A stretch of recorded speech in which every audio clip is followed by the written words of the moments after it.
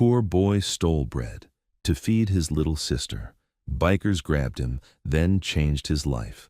Overnight, Noah didn't run because he was brave. He ran because Mia's fingers were starting to feel cold in his hand, and that scared him more than any siren ever could. The bakery door hadn't even finished closing behind him when the bell screamed out a second time, too loud, too sharp, like it was calling him a thief by name. He clutched the warm loaf under his jacket, the paper already tearing at the corner from how hard he'd squeezed it, and he pushed into the street with his head down. "Hey, kid!" Noah didn't. Fiction, disclaimer, fictional biker story for entertainment only. No violence/vigilantism promoted. Mature audience, discretion advised. Didn't look back. Looking back made it real. His shoes slapped the wet pavement, water flicking up his shins. The air smelled like rain and exhaust and old frying oil from the diner across the road. He could hear the baker's footsteps heavy on the sidewalk, could hear the anger in that voice, but he could also hear Mia's tiny breathing behind him, short, shaky, like she was trying not to cough. He cut left between a laundromat and a pawn shop, the alley narrowing like a throat. The city always did that when you were scared. It swallowed you. Behind him, the shouting changed. It dropped, deepened, less panic, more warning. "Yo, stop!" That voice didn't belong to the baker. Noah's stomach sank. He knew that tone. He'd heard it from men who didn't care why you were running, men who just liked the feeling of someone smaller trying. The alley opened into a back lot, cracked asphalt littered with bottles and old cardboard, and parked there, like a wall, were motorcycles, big ones, dark paint, chrome catching the gray light, a whole row of them, engines off, but they looked alive anyway, like they could wake up and chase. Noah skidded to a stop. 3 men stood near the bikes, leather cuts, heavy boots, tattoos crawling up their necks and down their hands like ink had replaced veins. One of them flicked a cigarette away and stepped forward, blocking the only way out. Noah tried to pivot back. A hand slammed into his shoulder. He hit the side of a dumpster, metal booming, pain snapping through his arm. The loaf thumped against his ribs under the jacket. The paper ripped more. A corner of bread showed, pale and soft. The biker who grabbed him didn't shout. He didn't need to. He leaned close, breath smelling like smoke and coffee, and Noah saw a scar that split his eyebrow like someone had tried to erase him once. "You stealing again?" the man said quietly. Noah swallowed. His throat felt like sand. "It's not," he started. The biker jerked him upright by the hoodie like Noah weighed nothing. "Don't talk yet," the biker said. "You run, you lie. That's the order." Another biker, broader, with a shaved head and a chain at his belt, stepped closer and looked Noah over like he was checking for weapons. 12, 13, the shaved-head biker muttered. "They're sending kids now." Noah's eyes snapped to him. "I'm not with anybody." The Scarborough biker smiled like that was funny. "Sure," he said, "and I'm a priest." Noah's heart hammered so hard it made his vision pulse. He tried to pull away, but the grip tightened, fingers digging into his skin through the fabric. "Where's the rest?" the shaved-head biker asked. Noah shook his head fast. "There is no rest." "Bull," the shaved-head biker said. He nodded toward the corner of the lot. "We've been watching this block all week. Every day something goes missing. Cash drawer hits, product hits, you sprinting out with bread like you own it. That's part of a pattern." Noah's mouth opened, and nothing came out at first. Because the truth sounded stupid. Because the truth sounded like an excuse people hated. Then, he forced it out anyway. "My sister hasn't eaten." The Scarborough biker's eyes didn't soften. If anything, they sharpened. "You got a sister," he said. "Where?" Noah froze. If he answered, they'd look. If they looked, they'd find her. And if they found her... His head turned before he could stop it, eyes flicking toward the narrow gap between stacked pallets and a broken fence panel. The shaved-head biker followed his gaze instantly. "Found her," he said, like he'd just won. Noah lunged, pure panic, but the grip held him. "MIA!" Noah shouted. A small shape flinched in the shadows. For a second, Mia stayed hidden. Then she stepped out, slowly, like she expected to be hit for being seen. Her hair was a mess, dark strands stuck to her forehead from the drizzle. She wore a thin pink jacket that was too small, sleeves stopping short of her wrists. Her knees were scraped through leggings that had gone gray from too many washes. She held a little plastic dinosaur in one hand. Its tail was missing. Her eyes went straight to Noah, wide and glassy. Noah. The Scarborough biker's grip loosened a fraction, just enough for Noah to turn his head and see her fully. That fraction felt like mercy, and it made Noah hate him more. The third biker, who hadn't spoken yet, stepped forward. He was older than the others, not old, but older. His beard was neatly trimmed, and his leather cut sat heavy on him like armor he didn't always want to wear. A ring of keys hung from his belt, and when he moved, they clinked softly. His eyes went from Mia to the loaf outline under Noah's jacket, then back to Mia's face. "What's her name?" the older biker asked. Noah's voice cracked. "Mia." Mia swallowed, then lifted her chin like she was trying to be brave for him. I'm not a baby," she whispered, but it didn't sound like confidence. It sounded like hunger. The shaved-head biker cursed under his breath. "Jesus!" The Scarborough biker still didn't let go. "Kids can be props," he said. "Don't fall for it." Noah snapped, the fear turning into something hot. "She's not a prop. She's my sister. She's all I—" "Shut it," Scarborough biker said, and Noah stopped, not because he was scared of the words, but because Mia's shoulders had jolted like the sound slapped her. The older biker raised a hand, calm, but it carried weight. The Scarborough biker didn't fully relax, but he stepped back half a pace like he'd been reminded who decided things. The older biker looked at Noah. "You take bread from that shop?" Noah nodded once. He wouldn't lie about that. Lying made you weak, and weak got you separated. "Why not ask?" the older biker asked. Noah let out a bitter laugh that wasn't really a laugh. "Because asking doesn't work." The older biker's eyes stayed on him. "Where's your parents?" Noah's jaw tightened. "None." The shaved-head biker snorted like he didn't believe him. Noah forced himself to breathe. "It's just me." Mia took a step toward him, then stopped, eyes flicking to the men's boots like she was measuring how fast they could move. Noah shook his head at her, small. "Stay back." She squeezed her broken dinosaur. The older biker nodded slowly, like he was reading more than Noah's words, like he'd seen this shape of a story before. "Okay," he said. "Here's what's going to happen. You're going to give the bread back." Noah's stomach dropped. He started to protest, but the older biker raised a finger.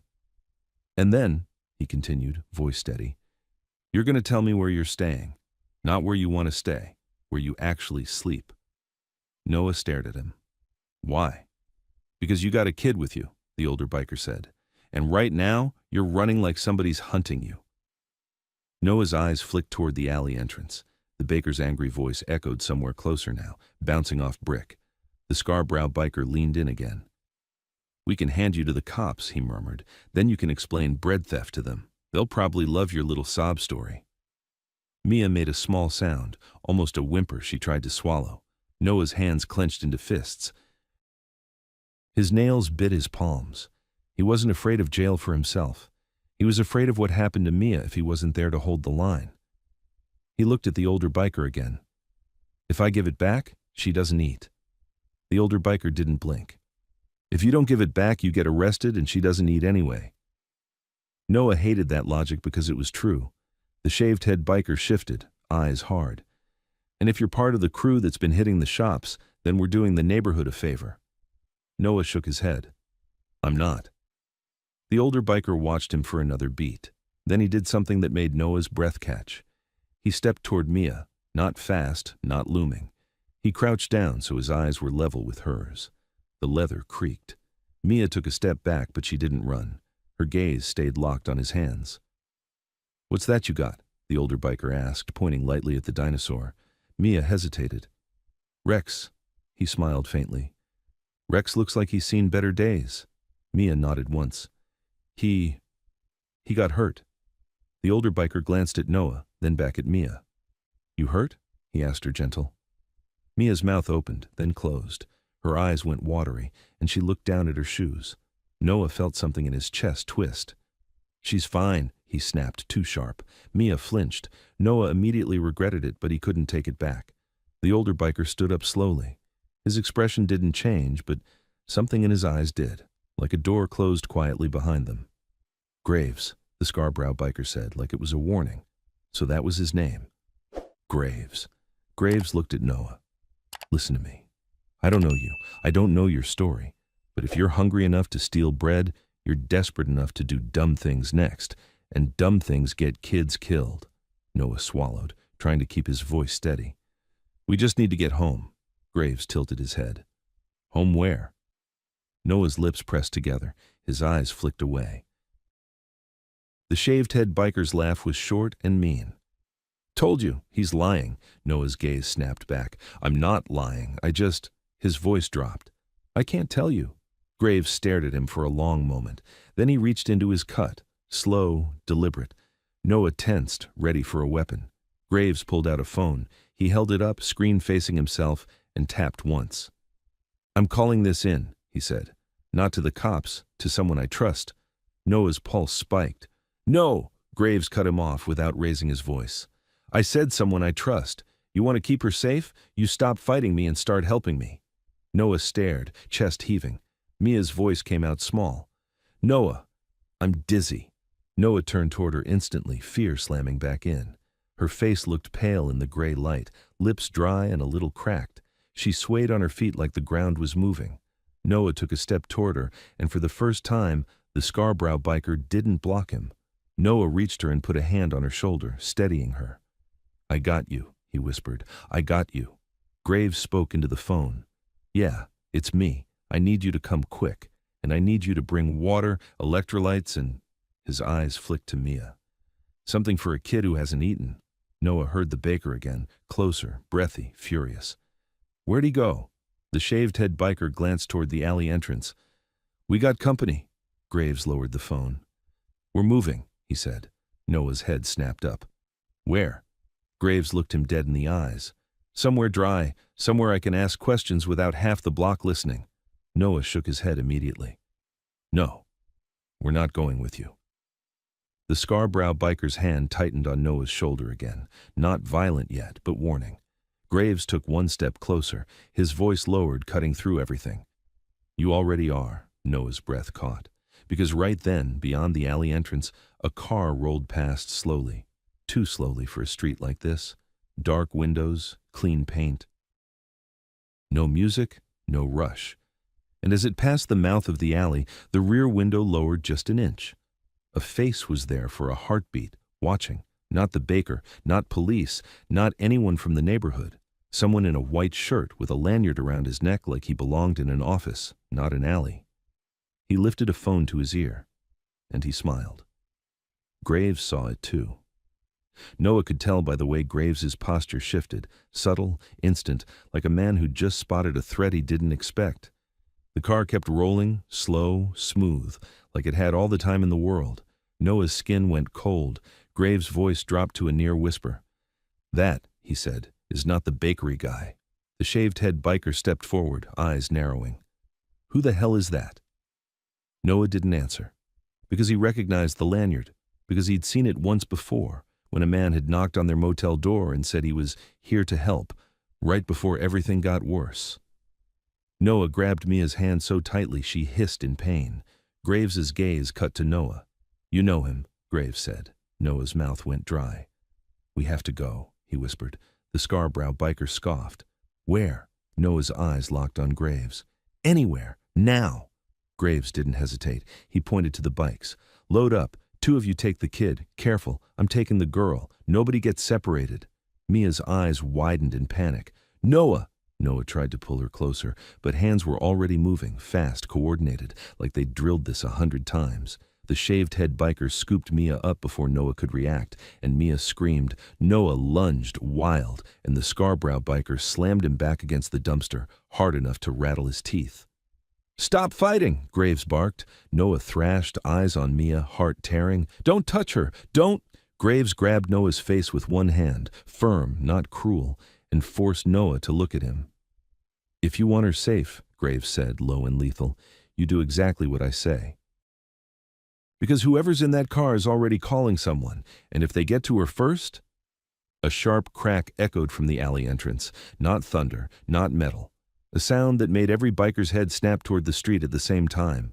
And then, from the mouth of the alley, a voice called out, calm, official, smiling. Hello? We're looking for 2 children, a boy and a little girl. Noah's blood turned to ice, because that voice didn't ask. It claimed. Graves' eyes hardened. "Get them on the bikes," he growled. "Now!" Noah was shoved forward, stumbling, the loaf crushing under his jacket, paper ripping completely as he was dragged toward the motorcycles. Mia screamed his name again, over and over, as the official footsteps entered the alley. And Noah saw the glint of a bad-shaped clip on the man's belt as he stepped into view, still smiling, already reaching into his coat as if he was about to pull out paperwork that would make this all legal. And Graves swung his leg over the nearest bike and said, "Hold on," just as the man raised his hand and pointed straight at Mia and said, "There she is." And the first engine roared to life while Noah's fingers slipped around the warm, ruined bread and his stomach dropped because the man wasn't alone. Before we continue, tell us in the comments where you are watching this from. The bike beneath Noah jerked forward so hard his teeth clicked. Wind slapped his face, cold and wet, and his hands locked around the biker's waist like his fingers had their own survival instinct. Behind him, another engine howled, then another, the sound stacking into a rolling thunder that swallowed the alley's echoes. Noah twisted his head once, just once, because he couldn't stop himself. The official man stood at the alley mouth, half shadowed by brick, still wearing that calm smile like he'd practiced it in a mirror. But now the smile was thinning. His arm was out, pointing. Next to him, a second man stepped into view, and Noah's stomach fell through the pavement. Not a uniform, not a badge, a hoodie, a hard face, the kind of face that never looked surprised when it hurt someone. The second man didn't run after them. He just lifted a phone, recording, steady as a tripod. Graves's bike shot out of the lot first, rear tire spitting water. The others followed in a tight formation, not chaotic, organized. Noah felt it in the way they moved. These weren't guys who only knew how to look dangerous. They knew how to move through danger. The street opened up and the city turned into a blur of gray storefronts and red brake lights. Cars honked as the pack cut between lanes, engines snarling, the smell of gasoline and rain mixing into a sharp metallic taste in Noah's mouth. He tried to look for Mia. He couldn't see her. That was the worst part. His brain kept screaming that she was gone, that he'd lost her, that every second she wasn't in his sight was another second someone could take her. He leaned to the side, craning around the biker's shoulder. And there, 2 bikes back, Mia was wedged between the shaved-head biker and a taller guy with a dark bandana over his hair. The taller biker had one arm braced around her small body, the other on the handlebars, keeping her steady. Mia's face was pressed against leather, eyes squeezed shut, mouth open in a silent cry that the wind ripped away. Noah's chest tightened so hard it hurt. "She's okay," the biker in front of him shouted over his shoulder, like he'd read Noah's panic. Scarbrow. The grip on the throttle was smooth, controlled, but his voice carried an edge. "Stop twisting around before you fall off." "I need her with me," Noah shouted back. Scarbrow didn't answer. He didn't need to. The bikes turned, hard, down a side street lined with dumpsters and boarded windows, then cut through a gap between 2 buildings into a service road Noah didn't even know existed. The city vanished for a moment, replaced by brick walls tight on both sides. Their engines echoed like gunfire in a tunnel. Then, Graves threw a hand signal, sharp, quick, and the pack split. 2 bikes peeled right, 2 peeled left. Noah's stomach lurched. "No!" he yelled, because he thought they were separating him from Mia. But the split wasn't random. It was a trick.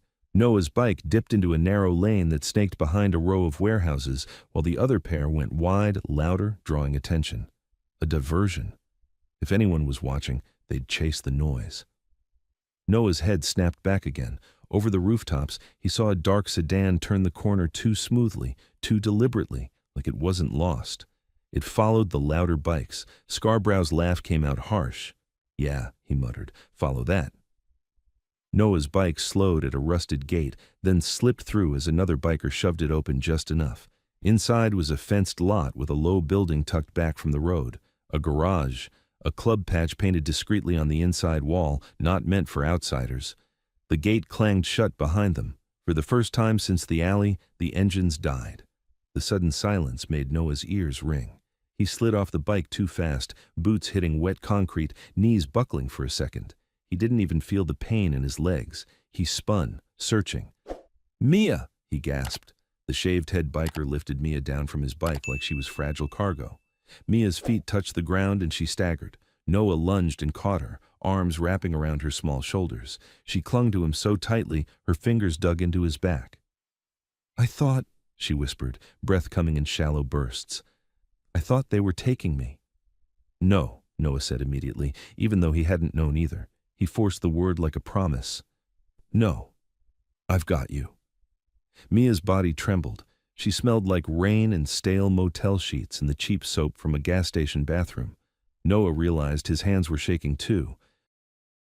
A door slammed behind them. The clubhouse entrance. Graves stepped out, keys clinking, eyes sweeping the lot like he expected threats to crawl out of the concrete. He looked at the kids, then at Scarborough. "Anybody follow?" Scarborough shook his head. "Not us, but they chased the decoys." Graves's jaw tightened. "Good." "Good?" Noah snapped, unable to hold it in. "They were trying to take her." Graves's gaze cut to him. "And they didn't," he said, flat, "because we moved first." Noah hated how calm he was, like this was just another problem to solve. The shaved-head biker stepped closer, voice rougher than his hands had been with Mia. "Kid, you tell us who that suit is, right now." Noah's throat tightened again. If he said it out loud, it became real. It became a chain around them. He looked down at Mia. Her eyes were half-lidded, face pale. She swayed slightly even while holding him, like her body was struggling to stay upright. "I need water," Noah said, ignoring the question. Scarborough snorted. "You need a lawyer." Graves raised a hand. "Get them inside." Noah stiffened. "No." Graves didn't argue. He just nodded toward the building. "You can either come inside where it's dry or stand out here until you collapse. Your call. But if you collapse, you're coming in anyway." Noah's jaw clenched. Mia whispered, barely audible, "Noah." Cold. That decided it. Noah walked, keeping his body between Mia and the men, even though he knew it wouldn't matter if they wanted to take her. The clubhouse smelled like motor oil and coffee and something fried. It was warmer inside, yellow light buzzing overhead. A long table sat in the center with worn chairs around it. A couch against the wall looked like it had been slept on for years. Helmets and jackets hung on hooks like trophies. A few more bikers were inside, watching. Some looked curious, some looked annoyed. One woman leaned against the counter, arms crossed, eyes sharp and assessing. Flinched at the sound. Noah pulled her, flinched at the sound. Noah pulled her closer. The woman's gaze went to Mia's face, then to Noah's torn jacket where a corner of bread poked out, crushed and damp. She pushed off the counter. "That's them?" she asked Graves. Graves nodded. "Yeah?" She walked over, not smiling. "Name," she said to Noah, like it was a demand. Noah hesitated. The question felt dangerous. Graves spoke before Noah could. "He's not giving names until we know what we're dealing with." The woman's eyes flicked to Graves, unimpressed. "We're dealing with kids. Look at her." Mia's knees bent like they were going to fold. Noah's heart punched his ribs. "Mia!" The woman caught Mia's chin gently and tilted her face toward the light. Her fingers were warm. Her expression tightened. "She's dehydrated," the woman said. "And she's not just hungry. She's been hungry." Noah swallowed hard. "We're fine."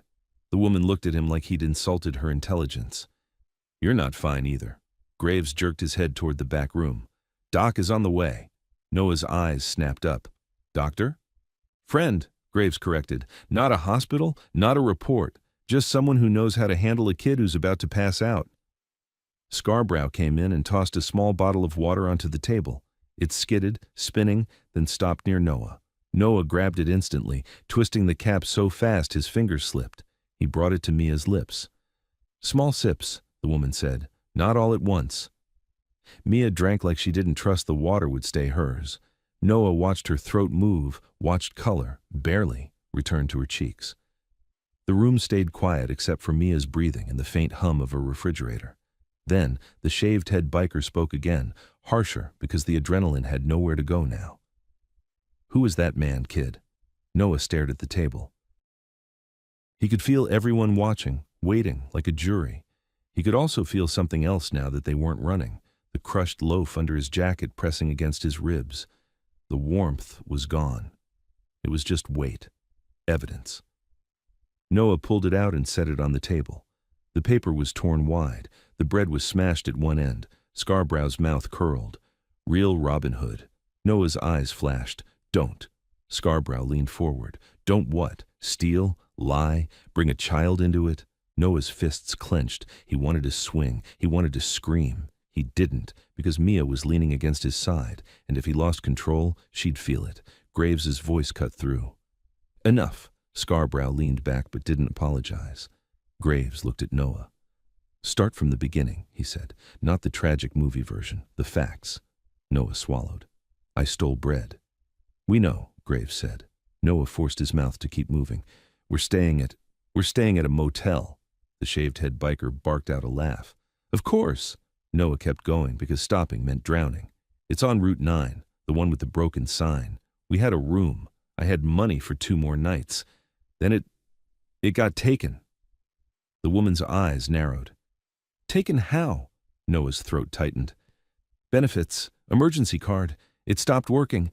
They said there was a hold. I went to the office. They said I needed an adult. Scarborough scoffed. So you stole? Noah's voice rose. So she could eat. Mia flinched again at the volume. Noah lowered his voice immediately.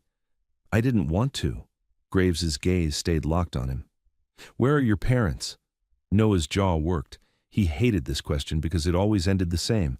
Adults deciding he wasn't worth the trouble. Not here, Noah said. Graves didn't push on that yet. Who's that man in the car?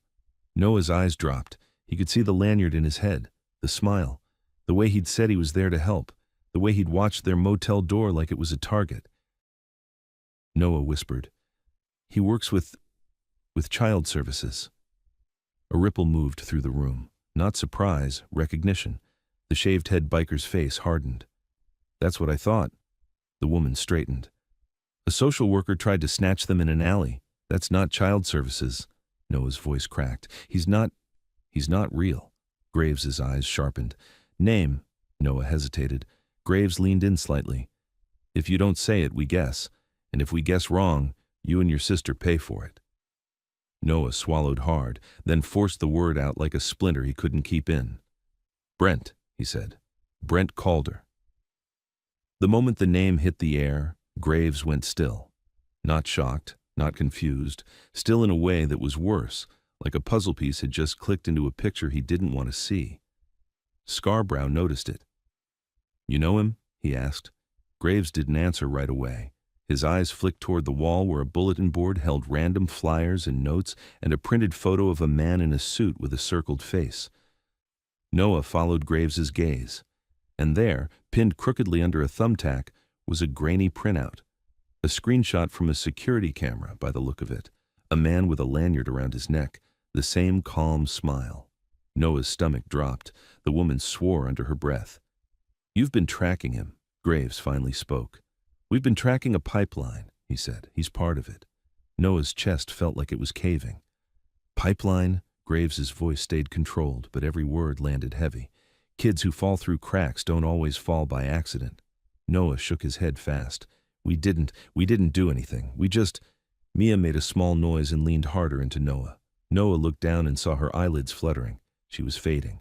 The woman stepped closer again, urgency sharpening her tone. She needs electrolytes and something with sugar. Now. Scarborough moved to a cabinet, digging through supplies like he'd done it before. He tossed a packet onto the table. Graves grabbed a cup, filled it, ripped the packet, stirred. Small sips, the woman repeated, softer now, like she was talking to Mia, not Noah. Mia drank, eyes half closed. Noah watched, helpless. His whole body felt like it was vibrating. Graves pulled out his phone again. Doc's 2 minutes out. The shaved-head biker paced like a caged animal. If that suit is Calder, then we got a problem. Scarborough leaned against the wall, arms crossed, eyes cold. We already got a problem. Because if he saw our patches, he's calling someone with badges. The woman snapped, he is the badge, that's the point. Graves's phone buzzed. He glanced at the screen, then his expression hardened further. What? Scarborough asked. Graves held the phone out, showing the message to the woman first. Noah couldn't see it from where he stood, but he saw the woman's face change. Fast. Like she'd just read something that made her blood run cold. She looked at Graves. They already posted? Graves nodded once. Yeah. Scarborough pushed off the wall. Posted what? Graves's gaze came back to Noah, and for the first time since the alley, Noah saw something in Graves's eyes that looked like real alarm. A missing juvenile alert, Graves said. 2 kids, boy and girl, last seen near Route 9, considered at risk. Noah's mouth went dry. That's us, the shaved-head biker cursed. Which means if anyone calls it in, they're coming. Noah's mind raced. But missing means they're looking for us. That's good. The woman's voice was sharp. Not when the people who find you are the same people who made you disappear. Noah's stomach twisted. He looked down at Mia, her small fingers still clutching his shirt like she was afraid he'd vanish. Graves stepped closer, lowering his voice. Listen to me, he said to Noah. If that alert is out, cops can show up, real ones. And if cops show up and see you here, they're not going to ask why. They're going to assume we took you. Noah's throat tightened. You did take us. Graves didn't flinch. We took you away from the people who were about to take you for real. Noah stared at him, trying to hold on to the difference, trying to believe it. A knock hit the door. 3 fast knocks, not random, not polite, a signal. Graves's head snapped toward it. Scarbrow moved instantly, hand slipping under his cut like he was reaching for something hidden. The shaved-head biker stopped pacing, shoulders squaring. The woman went tense. Mia's eyes opened wide, fear snapping her awake. Noah's heart slammed. Who? Graves held up a hand, silencing him. He walked to the door, checked the peephole. Then he exhaled a fraction. It's Doc. He cracked the door open. A man stepped in carrying a beat-up medical bag. Middle-aged, clean. No uniform, no hospital logo, just practical clothes and tired eyes. But the way everyone shifted, relieved, respectful, said he mattered. His gaze went straight to Mia. That her? The woman nodded. Dehydration, malnutrition, maybe fever. Doc moved in fast, kneeling, pulling a small flashlight to check Mia's eyes, fingers pressing her wrist. Mia tried to pull back. Noah held her gently. It's okay, he whispered. He's helping. Doc looked up at Noah for the first time. How long since she ate a real meal? Noah swallowed. I don't know. 2 days, maybe more. Doc's jaw tightened. He dug into his bag, pulled out a small bottle in a packet. I'm going to get her stable, then we talk. Noah nodded, throat too tight to speak. Doc started working, quick, practiced, and while Noah watched Mia drink and breathe and cling to him, the clubhouse door rattled again. Not a knock this time. A heavy jolt, like someone had tested it. Everyone froze. Graves didn't move toward the door. He moved toward the window. He peeled the curtain back just an inch. The light from outside flashed across his face, and whatever he saw made his expression turn to stone. Scarbrow's voice went low. Tell me that's not them. Graves stared out for another beat, then let the curtain fall. It's them, he said. Noah's blood turned to ice. Who? Graves looked straight at him. The kind of people who don't come with paperwork, he said quietly. They come to take what they already think belongs to them. Another impact hit the door, harder. The frame shook. Mia whimpered. Noah pulled her tight, eyes darting around the room like there was an exit he hadn't seen. Graves' voice dropped into something cold and absolute. Lights off, he ordered, now. And as the room plunged into sudden darkness, the lock on the clubhouse door clicked. Once, then started to turn from the outside, like whoever was out there already had a key, and Noah realized, too late, that this wasn't about the bread anymore. The lights went out so fast, Noah thought he'd gone blind. For one breath, there was only the scrape of boots on concrete and Mia's shaky inhale against his chest. Then, Graves's voice cut through the dark, low and controlled. Nobody moves unless I say. Another heavy thump hit the door. The metal groaned. The frame shuddered like it wanted to give up. Mia's nails dug into Noah's shirt. Noah. I'm here, he whispered, pressing his cheek to her hair so she'd feel him more than she heard him. Don't let go. Across the room, Doc's voice stayed steady. Keep her sitting.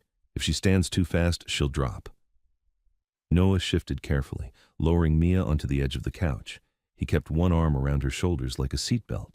The door clicked again from the outside, the sound small but horrifying in the silence.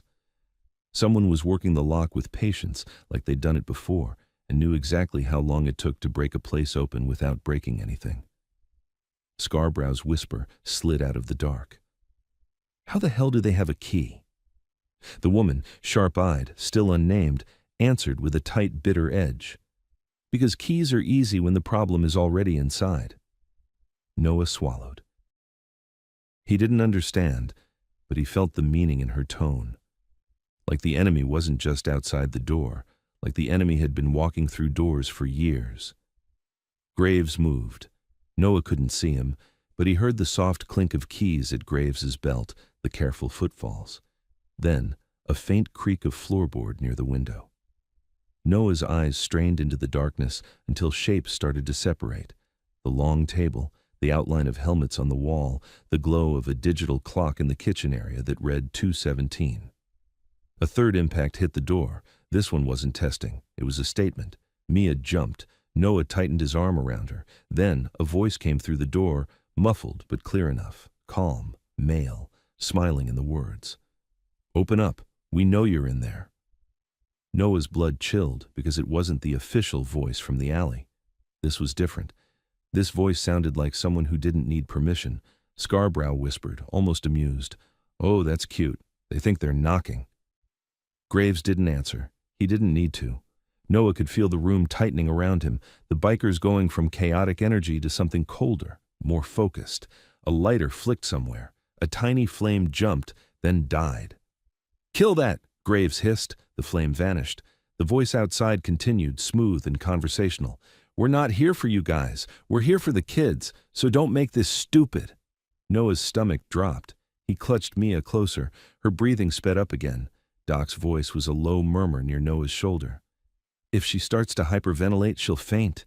Keep her focused on your voice." Noah leaned closer to Mia's ear. "Count," he whispered. "Count with me. 1, 2, 3. Mia's lips moved, barely forming sound. Outside, the voice shifted, still calm but sharper. "Last chance. Open the door." Graves finally spoke, voice carrying through the darkness with a hard edge that made Noah's skin prickle. "You got the wrong address." A short pause. Then the voice outside laughed quietly, like Graves had told a joke. "No," the voice said. "We don't." The lock turned again. Slow. Confident. The door opened an inch. Noah's heart slammed. A strip of light cut into the room. Thin, bright, slicing through darkness like a blade. It spilled across the floor, across the edge of the table, catching chrome and metal, lighting up dust motes floating like tiny ghosts. Then Graves moved. He didn't rush the door. He shifted to the side so the light didn't catch him, and his voice went even colder. "Back it up," he said.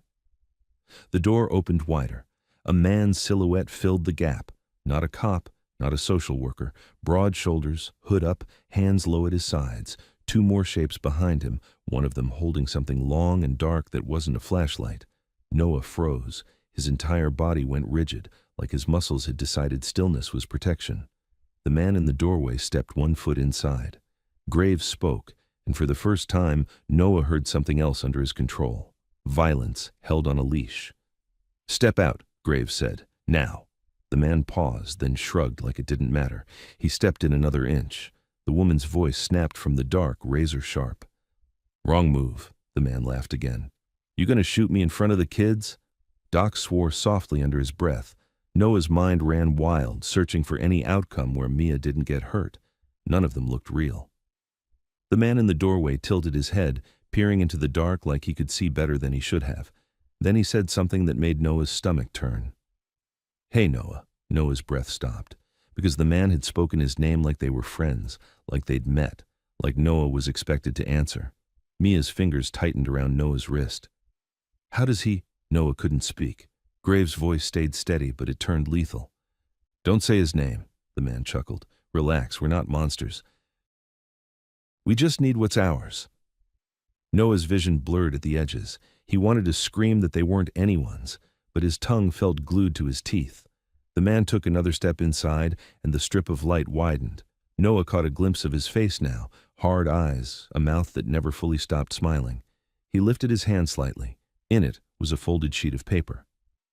"Look," the man said, almost kindly. "Paperwork. This is a pickup. Legal. You don't want trouble. You hand them over and you go back to your little biker games." The woman's voice cut in, disgusted. "That's not legal. That's a costume." The man shrugged. Legal enough if the right people sign it. Behind him, another shadow shifted, and Noah heard a camera beep, someone starting to record. Scarbrow's voice came out of the dark, amused and nasty. "Oh, you're filming? That's adorable. You want better lighting?" The man's smile thinned. "We'll take the kids and leave, or we come in and take the kids and leave. Either way, we leave with the kids." Noah couldn't stand it anymore. He rose halfway from the couch, pushing Mia behind him instinctively. "No," he rasped. The man's eyes flicked to him. "There he is." Noah's hands shook. "She's sick. She needs to come with us," the man said, like he was finishing Noah's sentence. "We've got a place, food, warm beds, people who care." Noah's throat tightened so hard it hurt. He'd heard that exact line before. He heard it in motel hallways and office lobbies, heard it from mouths that smiled too much. Graves moved closer to the door, staying out of the light. "You take one more step and we stop talking." The man sighed like he was disappointed. "You don't get it. This isn't your choice." Graves's voice didn't rise. It didn't need to. "It is tonight." The man's eyes narrowed. He took one more step. Graves didn't lunge. He simply reached out from the dark and slammed the door shut with brutal force. The man outside cursed, startled. The door shook from the impact, rattling the frame. Graves locked it fast, bolt, chain, everything, hands moving like he'd done it 100 times. Noah stood frozen, adrenaline spiking so high it made his ears buzz. The voice outside turned sharp, furious. "Open the damn door!" Graves didn't answer. Instead, he snapped an order into the dark. "Windows, now!" Bikers moved, silent shapes. Noah heard curtains shift, heard something heavy dragged across the floor. The woman's voice was tight near Noah. "Back room, with me." Noah shook his head hard. "I'm not leaving her." "You're not," she said. "You're moving, with her." Doc stepped in close, pressing something into Noah's hand. A small bottle. "If she faints, put a drop of this on her tongue. Sugar. It'll help." Noah gripped it like it was a weapon. The woman guided them, not gently but not cruelly, toward a narrow hallway. Noah carried Mia now because her legs weren't steady. Her head lolled against his shoulder. "I'm okay," she whispered, even though she wasn't. Noah's voice cracked. "Just stay awake." They reached a back room, smaller, dim, lit only by a weak red glow from a battery lantern. A storage space with boxes of club supplies, spare helmets, folded blankets. The woman closed the door most of the way but left it cracked, her eye trained on the hallway. Noah set Mia down on a pile of folded blankets. She curled into him immediately, trembling. The room outside erupted with noise, another slam against the front door, then a new sound, metal scraping. "They're cutting," someone muttered. Noah's stomach clenched. "Cutting what?" The woman's jaw tightened. "The lock." A biker's voice, shaved head, came from somewhere near the front. "We got 2 more on the side fence." Graves' voice calm and deadly. "Let them try." Noah stared at the cracked door, listening. Every sound felt too loud. The drag of metal, muffled curses outside, boots shifting inside. Then another voice, different, drifted faintly through the walls, further away like someone calling from outside the building. A familiar voice, smooth, official. Brent Calder. "Police are on the way," Calder called. "Open up and nobody gets hurt." Noah's skin went cold. The woman's eyes flashed toward Noah. "That's your guy." Noah swallowed hard. He's not police." "No," she said, "but he's using them." Graves' voice carried from the front, louder now so it would reach outside. "You call the cops. You explain why you're here trying to break in." Calder answered with fake warmth. "We're here because 2 vulnerable children are inside with criminals." Noah's heart hammered. "He's going to say you kidnapped us." The woman's expression tightened. "That's the plan." Doc's voice came from the hall, tense. "They're setting the narrative in real time." Noah felt dizzy, not from hunger, from the realization that truth didn't matter if someone got there first with a badge and a story. Mia stirred against him, whispering, "Noah, are they taking us?" Noah forced his voice steady. "No, not if I can stop it." Outside, the front door gave a harsh, metallic squeal. The lock was failing. The woman swore under her breath. She reached into a crate and pulled out something that made Noah's mouth go dry. A heavy chain. Not a weapon, a restraint. She looked at Noah. "If cops come in and see you 2 loose in here, they can say anything happened. They can separate you in seconds." Noah's throat tightened. So what? She didn't let him finish. We keep you together. We control the moment. You hear me? Noah stared at the chain like it was poison. You're going to chain us? Wrist to wrist, she said. Soft wrap first. It's not punishment. It's protection. Noah's stomach turned. Every survival instinct screamed not to let anyone bind him. Not ever. Then another impact hit the door, this time followed by splintering wood. Mia flinched hard. Noah! Noah's mind flashed to the alley, to hands grabbing, to Mia being lifted away, to Noah's arms empty. He looked down at her, pale and shaking, then back at the woman. Do it, he said, voice rough. But if you hurt her, I won't, she snapped, already moving. She wrapped cloth around Noah's wrist first, then around Mia's. Mia whimpered but didn't fight. She was too tired. Then the chain clicked into place, short enough that Noah could still hold her, long enough that they could move. Noah's heart pounded as if the chain had locked onto his ribs. In the hall, Graves shouted, "Back door! Now!" Boots thundered, people moving fast. The woman grabbed Noah's shoulder. We're leaving. Noah blinked. What? Out the back, she said, before the cops show and before those men get inside. Noah clutched Mia tighter. But you said, no time, she cut in. The backroom door swung open wider, and Graves filled the crack, his face lit by the faint red lantern. His eyes were hard, focused. They're breaching, he said. We're moving the kids. Noah's mouth went dry. Where? Graves' voice dropped to something absolute. A place they can't claim. The building shook with another crash, and over it, Calder's voice rang out again, closer now, triumphant. Step away from the children. This is your last warning. Graves looked at Noah, and for the first time there was no calm in his eyes, only urgency. Choose, Graves said. You trust us for 5 minutes or you hand her to them forever. Noah's throat closed. He didn't want to choose. But the front door exploded inward with a violent crack that echoed through the clubhouse, followed by the sound of multiple boots rushing in. And Graves grabbed the back door handle, yanking it open to the night air, and cold rain hit Noah's face as the woman shoved him forward and said, Run! While Mia's chained wrist tugged against his and she cried out, and Noah stumbled into the darkness behind Graves, just as a flashlight beam snapped down the hallway and a voice shouted, There! And Noah realized the only reason they weren't already caught was because someone inside the clubhouse had just sacrificed their position to draw the light away. Rain hit like needles the second Noah crossed the threshold. The air outside was colder than it should have been, and it smelled like wet asphalt and diesel, like the whole night was running on engines. Graves was already moving, fast but quiet, shoulders hunched, guiding them along the back of the building where the fence line disappeared into darkness. The woman stayed close on Noah's left, one hand hovering near his elbow, like she was ready to yank him down the second a light swept their way. Mia's chained wrist tugged with every step. Noah had to match her pace, even though she was barely keeping up. She stumbled in the mud and Noah caught her, almost falling himself. Keep her up, Doc hissed behind them. If she goes down, she stays down.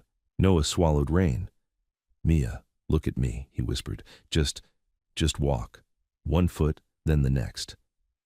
Mia's lips trembled. She nodded once, eyes wide, and kept moving because Noah was moving.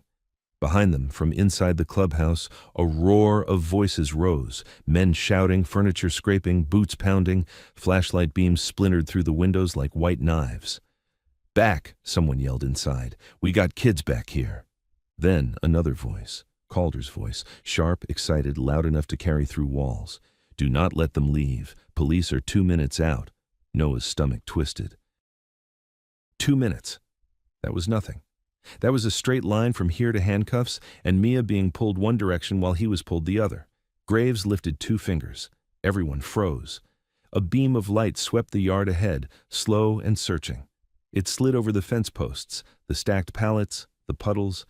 It stopped for a beat on a section of chain link, then moved on. Noah held his breath so hard his chest hurt. The woman leaned close to Noah's ear. If you see a light, you drop, she whispered. You don't think. You drop. Noah nodded, even though his body screamed against the idea of putting Mia in mud. Graves moved again, and they followed him along the fence line, down toward a narrow service lane that ran behind the warehouses. The lane was darker, protected by the tall walls on both sides, Their footsteps became soft splashes. Ahead, a gate stood half open, just enough for a person to slip through. Graves pushed Mia through first, hands careful, then Noah. The chain between the kids clinked once, a small sound that felt huge. Noah flinched, expecting a shout. None came. They cleared the gate and entered a long corridor of stacked shipping containers, metal walls towering above them. The rain drummed on the container roofs, loud enough to cover breath. Noah's eyes kept flicking back, unable to stop. He expected someone to crash through the gate behind them at any second. He didn't see anyone. But then he heard it. A siren. Distant, but coming fast. Mia stiffened. Noah? It's okay, Noah lied, because he had nothing else. Graves didn't slow. He didn't even look back. Don't run unless I tell you, he said. Running makes noise. Noise gets seen. Noah couldn't believe those words were coming from a man who rode a motorcycle like a weapon. But Graves wasn't wrong. Sound traveled in the narrow corridor. Every splash echoed. The woman looked at Noah. How far is that motel? She asked, low. Noah blinked. What? Route 9, she pressed. How far from here? I don't, Noah swallowed. 10 minutes? Maybe more. Graves's voice stayed hard. We're not going there. Noah felt panic spike. That's where our stuff is. You got stuff that matters? The woman asked. Noah's mouth opened and closed. Mia's dinosaur, a hoodie, a plastic bag with their last cereal bars, a photo Noah kept folded in his wallet so it wouldn't get wet. Stuff, not safety. No, Noah whispered. Not more than her. Good, Graves said, like he'd needed to hear that. The siren grew louder, then split into two. More units. The sound bounced off the warehouse walls and made the night feel smaller. At the end of the container corridor, Graves raised a fist and everyone stopped again. He peered around the corner, then stepped back. Blue and reds on the main street, he murmured. They're closing the perimeter. Scarborough appeared in the dark behind them, breathing steady despite the run. Calder's not stupid, he said. He's feeding them a story. Graves's jaw tightened. He already did. A new sound cut through the rain. A loudspeaker, distant but clear enough to catch pieces. Step outside with your hands visible. We have reason to believe, Noah's throat closed. They're talking to the clubhouse, the woman said. Doc's voice was tight. If they search the building and realize the kids are gone, they'll spread. Mia swayed, eyes glassy. Noah tightened his grip around her shoulders. Stay with me, he whispered. Please. Graves motioned forward and they moved again, turning left into an open yard filled with broken-down vehicles and scrap piles. The rain made everything shine like oil. Halfway across the yard, a sudden engine started somewhere nearby. Headlights snapped on. Noah froze. The beam of light cut across the yard and swept toward them. Down! The woman hissed.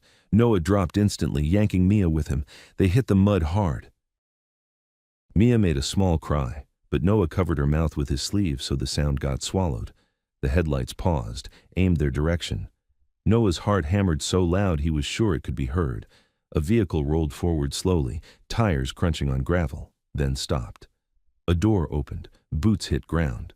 A flashlight clicked on, separate from the headlights, sharper and more deliberate. Noah pressed Mia's face into his chest. Her breath was hot and fast against him. The flashlight beam skimmed over scrap metal, jumped across puddles, then slid closer. Closer. Noah's mind screamed to run, but the woman's hand was on his shoulder, holding him down with surprising strength. Her voice was a whisper in his ear, steady as a nail. Don't move. The beam found a patch of mud a few feet away. It lingered.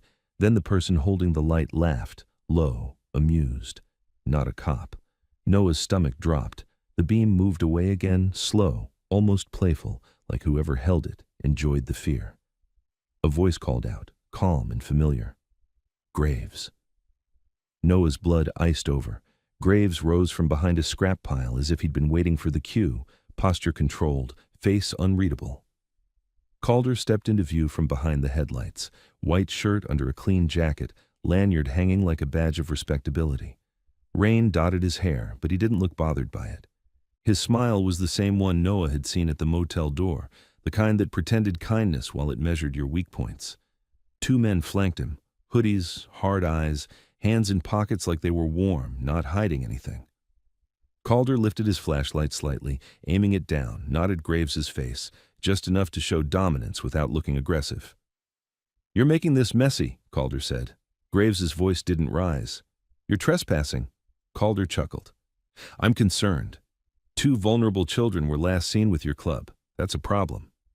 "You mean 2 vulnerable children you tried to grab in an alley," Graves said. Calder's smile thinned. "Allegations." Scarborough shifted in the shadows, the movement small but threatening. "Say, allegations again," he muttered. Calder ignored him. His gaze stayed on Graves like Scarborough was just noise. "You want to do this the hard way?" Calder asked. "Or do you want to be smart?" Graves didn't answer. Calder sighed like he was disappointed in Graves. Then he reached into his jacket and pulled out a thin folder. Plastic-wrapped papers inside, pristine despite the rain. He held it up. "Here we go," he said, voice bright. "Documentation, emergency custody transfer, temporary placement, signed, stamped, approved." Noah's vision tunneled. He could barely breathe. Emergency custody transfer. Those words were a trap with a polished handle. The woman beside Noah went rigid, her whisper cut like glass. "He's bluffing," Doc's voice was low. "He doesn't need truth. He needs something that looks official long enough." Calder took one step forward, still holding the folder out like an offering. "Hand them over," he said. "And this ends. Police get the kids. You get to go back to your night. No charges, no fuss." Graves' eyes narrowed. "No charges," he repeated. "From you." Calder smiled wider. "From the people who matter." The sirens in the distance grew louder, then faded as units moved around the area, shifting positions. A helicopter thumped somewhere far off, a faint rhythmic pulse in the sky. Noah lay in mud, shaking. Mia's breath hitched. She was trying not to cry because Noah's hand still covered her mouth, but her tears were warm against his sleeve. Graves' voice stayed even. "You're not taking them." Calder's smile didn't break. "I'm not asking," he said softly. "I'm being polite." One of the men beside Calder tilted his head, eyes scanning the scrapyard, looking for movement. His gaze passed over Noah's hiding spot, and Noah felt the man's attention like a heat lamp. Noah pressed Mia lower. Calder kept talking, tone calm as a bedtime story. "You know how this goes, Graves. If you keep them, you're the kidnapper. If you give them back, you're the concerned citizen who cooperated. I can make this very easy for you." Graves's jaw tightened, a muscle jumping once. "And what do you get?" Calder's eyes gleamed. "I get the children where they belong." Noah's stomach turned. Belong. Like they were property. Graves took a slow breath through his nose. "You got cops coming." Calder nodded as if that proved his point. "Exactly. So don't put yourself in a position where you have to explain why you were hiding children in an industrial yard at 2 a.m. Scarborough's voice came from the dark, low and amused. "We could explain it real simple." Calder finally glanced toward the shadows. His smile was still there, but his eyes got colder. "You could," he said, "but you won't, because you understand consequences." Then Calder looked back at Graves and lowered his voice, making it more intimate. "You know what happens next. Police find you, find the kids, and this becomes a headline. Sponsors pull, businesses file reports. Your little clubhouse gets raided for evidence. The kids go into state custody and vanish into a system nobody controls." Noah's heart hammered. Calder was describing it like he was reading instructions. Calder's gaze flicked down the yard, searching again, like he could smell where Noah was hiding. "Or," he continued, "you can be smart. You can hand them over to me, and I walk them right to the officers as if I rescued them. Everyone wins." Everyone wins. Noah's teeth clenched so hard his jaw ached. Mia's wrist tugged against the chain when she shifted. The metal gave a small, unmistakable clink. Calder's head snapped toward the sound. Noah's blood turned to ice. Calder's flashlight lifted, slow, controlled, and the beam began sweeping toward the scrap pile where Noah and Mia lay pressed into the mud. Graves' voice sharpened. "Calder." Calder didn't stop. Crawled up, catching her wet hair. Her crawled up, catching her wet hair, her pale face, her wide, terrified eyes. And Calder took one step forward, folder still in his hand, voice smooth as oil. "Hello, Mia," he said. Noah's body surged up without permission, dragging Mia with him, chain taut, mud dripping off their clothes, and he planted himself between her and the light, staring straight into Calder's smile as Calder lifted the papers higher and said, "This is the part where you come with me." And behind him one of the hoodie men reached into his pocket. Noah stood up so fast his legs nearly slid out from under him. Mud sucked at his shoes like hands trying to pull him back down. The chain between his wrist and Mia's snapped tight, and Mia cried out as the metal jerked her forward. Noah didn't let her stumble. He yanked her close to his side, keeping her behind his hip, his body a shield. Calder's flashlight beam stayed locked on them. It didn't shake. It didn't flicker. It was steady in a way that made Noah's skin crawl, like Calder enjoyed having them pinned in light. One of the hoodie men beside Calder reached into his pocket. Graves moved. He didn't rush them. He didn't swing. He simply stepped into the line between the beam and the kids, cutting the light off Noah's face. Calder sighed, as if Graves had interrupted a conversation. "Don't do this," Calder said quietly. "You're not their guardian." Graves's voice was flat.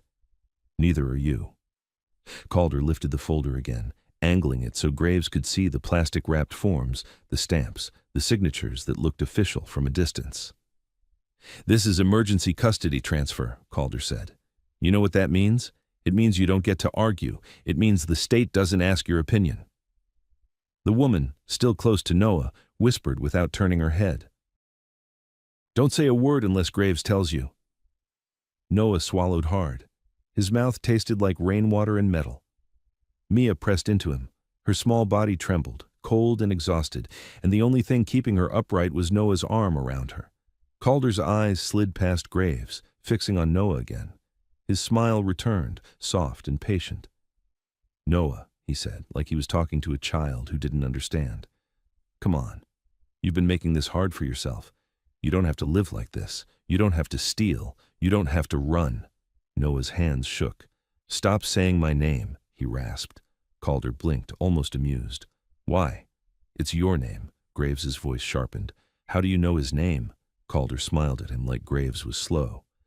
"Because I do my job." The woman's jaw tightened beside Noah. Doc's voice came low from somewhere behind them. "He knows their names because he's the one who flagged them." Noah's chest tightened so hard it hurt. Calder kept his tone calm, reasonable. "You're scaring them," he said to Graves. "You and your friends. Look at her. She's sick. She needs help. Real help. Doctors, a warm bed. Not—" His eyes flicked to the club patches in the shadows. "This." Scarbrow's voice came from the dark, almost cheerful. "Funny. You're the one who showed up with 2 goons." Calder didn't look at Scarbrow. He didn't need to. His gaze never left Graves and the kids. Control was his habit. The sirens outside rose again, closer now, bouncing off metal walls. It sounded like the whole city was turning their way. Calder lifted his chin slightly, listening like a conductor hearing his orchestra arrive. "They're closing in," he said softly. "This is your last chance to make a smart choice." Graves didn't move. "You call them?" Calder's smile widened. "I reported a missing child situation involving armed criminals. That's what any responsible professional would do." Noah's stomach dropped. Armed criminals. That was the story. That was the label. Once that label stuck, nothing else mattered. Mia made a small sound behind Noah, like she was trying not to cry again. Noah felt rage flare, hot and irrational and dangerous. He wanted to scream that Calder was lying. He wanted to lunge at him, rip that folder out of his hands, tear it into wet pieces. But he couldn't. Not with Mia chained to him, not with men in hoodies close enough to grab her. Graves spoke again, voice calm but edged. "If you're legit, you won't mind waiting for the cops to verify your paperwork." Calder's smile thinned just a fraction. "Verification takes time. Time they don't have." Graves's eyes narrowed. "They." Calder flicked his gaze toward Noah and Mia as if it was obvious. "Children," he said. "They're fragile. They need stability. They need adults who can provide it." The woman beside Noah leaned closer, barely a whisper. "He's trying to make you agree with him. Don't." Noah stared at Calder through the rain. He saw the lanyard sway on Calder's chest, neat and clean, as if he was supposed to be trusted because he wore the right accessories. Calder took one step closer. The hoodie man on his right shifted too, matching him. Graves's hand lifted slightly, palm down, a signal. In the shadows behind Noah, engines whispered to life, not roaring, not revving, just the low purr of bikes turning on like predators waking up. Calder heard it, his eyes flicked, calculating. "You're going to run with them?" he asked Noah, as if he was disappointed. "That's your plan?" Noah's voice shook. "My plan is keeping her with me." Calder's expression softened like he understood. "And you can," he said gently. "You just come with me. We can keep you together. We can do it the right way." Noah's stomach turned at the word "we." The sirens came closer again, so close now, Noah thought he'd see lights at the end of the yard any second. Graves's voice cut low. "Calder, step back." Calder didn't. He raised the folder higher, and this time, Noah saw the top page clearly enough to notice something. The stamp looked too clean, too new, like it had been printed yesterday. Calder spoke with quiet force. "Noah, Mia, this is the moment where you decide if you want to be safe." Mia's breath hitched. She whispered Noah's name, tiny, scared. Noah leaned down just enough for her to hear him. "Look at me," he whispered. "Just look at me. No matter what happens, you keep your hand in mine." Mia nodded, eyes huge. Calder watched that exchange like it was a performance for him. Then he did something that made Noah's skin crawl more than anything else. He crouched slightly, lowering himself so his face was closer to Mia's level, trying to seem less threatening. His smile warmed. "Mia," he said softly, "do you remember me?" Mia froze. Noah's heart slammed. "Don't talk to her." Calder ignored him. "You remember when I knocked on your door?" he continued, voice gentle. "You had that little dinosaur. You showed it to me." Mia's lips trembled. Her eyes flicked to Noah, pleading for direction. Her whole body tensed like she was bracing for pain that hadn't hit yet. Noah felt bile rise. He had been there. He had seen Calder at the motel door, the lanyard, the smile, the promise of help, the way things got worse after. Calder leaned in a fraction more, still calm. "I'm here to help you," he said. "You don't have to be scared." The hoodie man behind him snickered quietly, like he enjoyed the act. Noah snapped. "You're the reason we're scared." Calder straightened, face smoothing back into professionalism. "That's not true." "It is," Noah said, voice rising despite himself. "You came to our room. You said you were going to help. Then our card stopped working. Then people started showing up. Then you stole," Calder cut in smoothly, stepping over the words like they didn't matter. "And now you're with criminals. That's all anyone needs to know." Noah's throat closed. He felt the trap tightening. Every time he tried to explain, Calder turned it into a confession. Graves' voice dropped into iron. "Back away from the kids." Calder's gaze hardened. "Or what?" Graves didn't answer. He didn't have to, because at that moment, from the far end of the scrap yard, red and blue lights flashed across wet metal. Not close enough to be right here, but close enough to paint the world in warning colors. A loudspeaker crackled, distant but clear. "Police! Show me your hands!" Calder's face lit with satisfaction. He didn't look toward the lights. He looked at Graves like this was checkmate. "You hear that?" Calder said quietly. "That's reality. That's the world you don't control." Then he turned his head slightly and called out, loud enough to carry. "Officer, over here! I have the children!" Noah's blood turned to ice. He hadn't even touched them. He didn't need to. He was claiming them. Graves' head snapped toward the lights, then back to Calder. "You just signed your own confession," Graves said. Calder smiled. "No," he said. "I just wrote the headline." The hoodie man behind Calder moved, fast. His hand came out of his pocket holding something small and dark. Not a gun, a set of zip ties. He lunged toward Mia's wrist. Noah reacted on instinct. He shoved Mia behind him and swung his free arm hard. His fist connected with the hoodie man's jaw with a wet, brutal thud. Pain shot up Noah's arm, but the hoodie man stumbled back, swearing. Calder's smile vanished. For the first time, his voice snapped, sharp and ugly. "Grab them!" Everything exploded at once. Graves surged forward, fast as a thrown blade, slamming into the second hoodie man. Scarbrow came out of the shadows like a wrecking ball, grabbing the zip-tie guy by the collar and yanking him sideways into a scrap pile with a crash of metal. The woman grabbed Noah's shoulder and shoved him backward. "Move!" Noah didn't think. He yanked Mia with him, chain clinking, mud splashing as they stumbled toward the container corridor. Mia cried out, half sob, half gasp. "Noah! I've got you!" Noah panted, dragging her, supporting her weight as she almost collapsed. Behind them, Calder shouted something furious, then a whistle, sharp, coded. More footsteps answered from somewhere in the yard. More men. Graves' voice roared, the calm gone now. "Go! Go!" Engines flared to life, loud now, covering the chaos. A biker bike slid into position near the corridor entrance, headlight off, just the dark silhouette of a machine waiting. The woman grabbed Noah's wrist and hauled him toward it. "Up!" Noah stared. "Mia can't." "She can!" she snapped. She lifted Mia first, boosting her onto the back seat behind the rider. Mia clung automatically, arms weak but desperate. Then the woman grabbed Noah and shoved him up behind Mia, forcing Noah's arms around her. The chain between their wrists stretched across their bodies, awkward but holding them together. Noah's face pressed against Mia's wet hair. The rider, another biker Noah didn't know, shouted over his shoulder, "Hold tight or you die!" Noah's mouth went dry.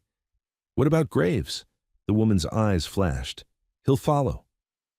Behind them, red and blue lights intensified at the edge of the yard.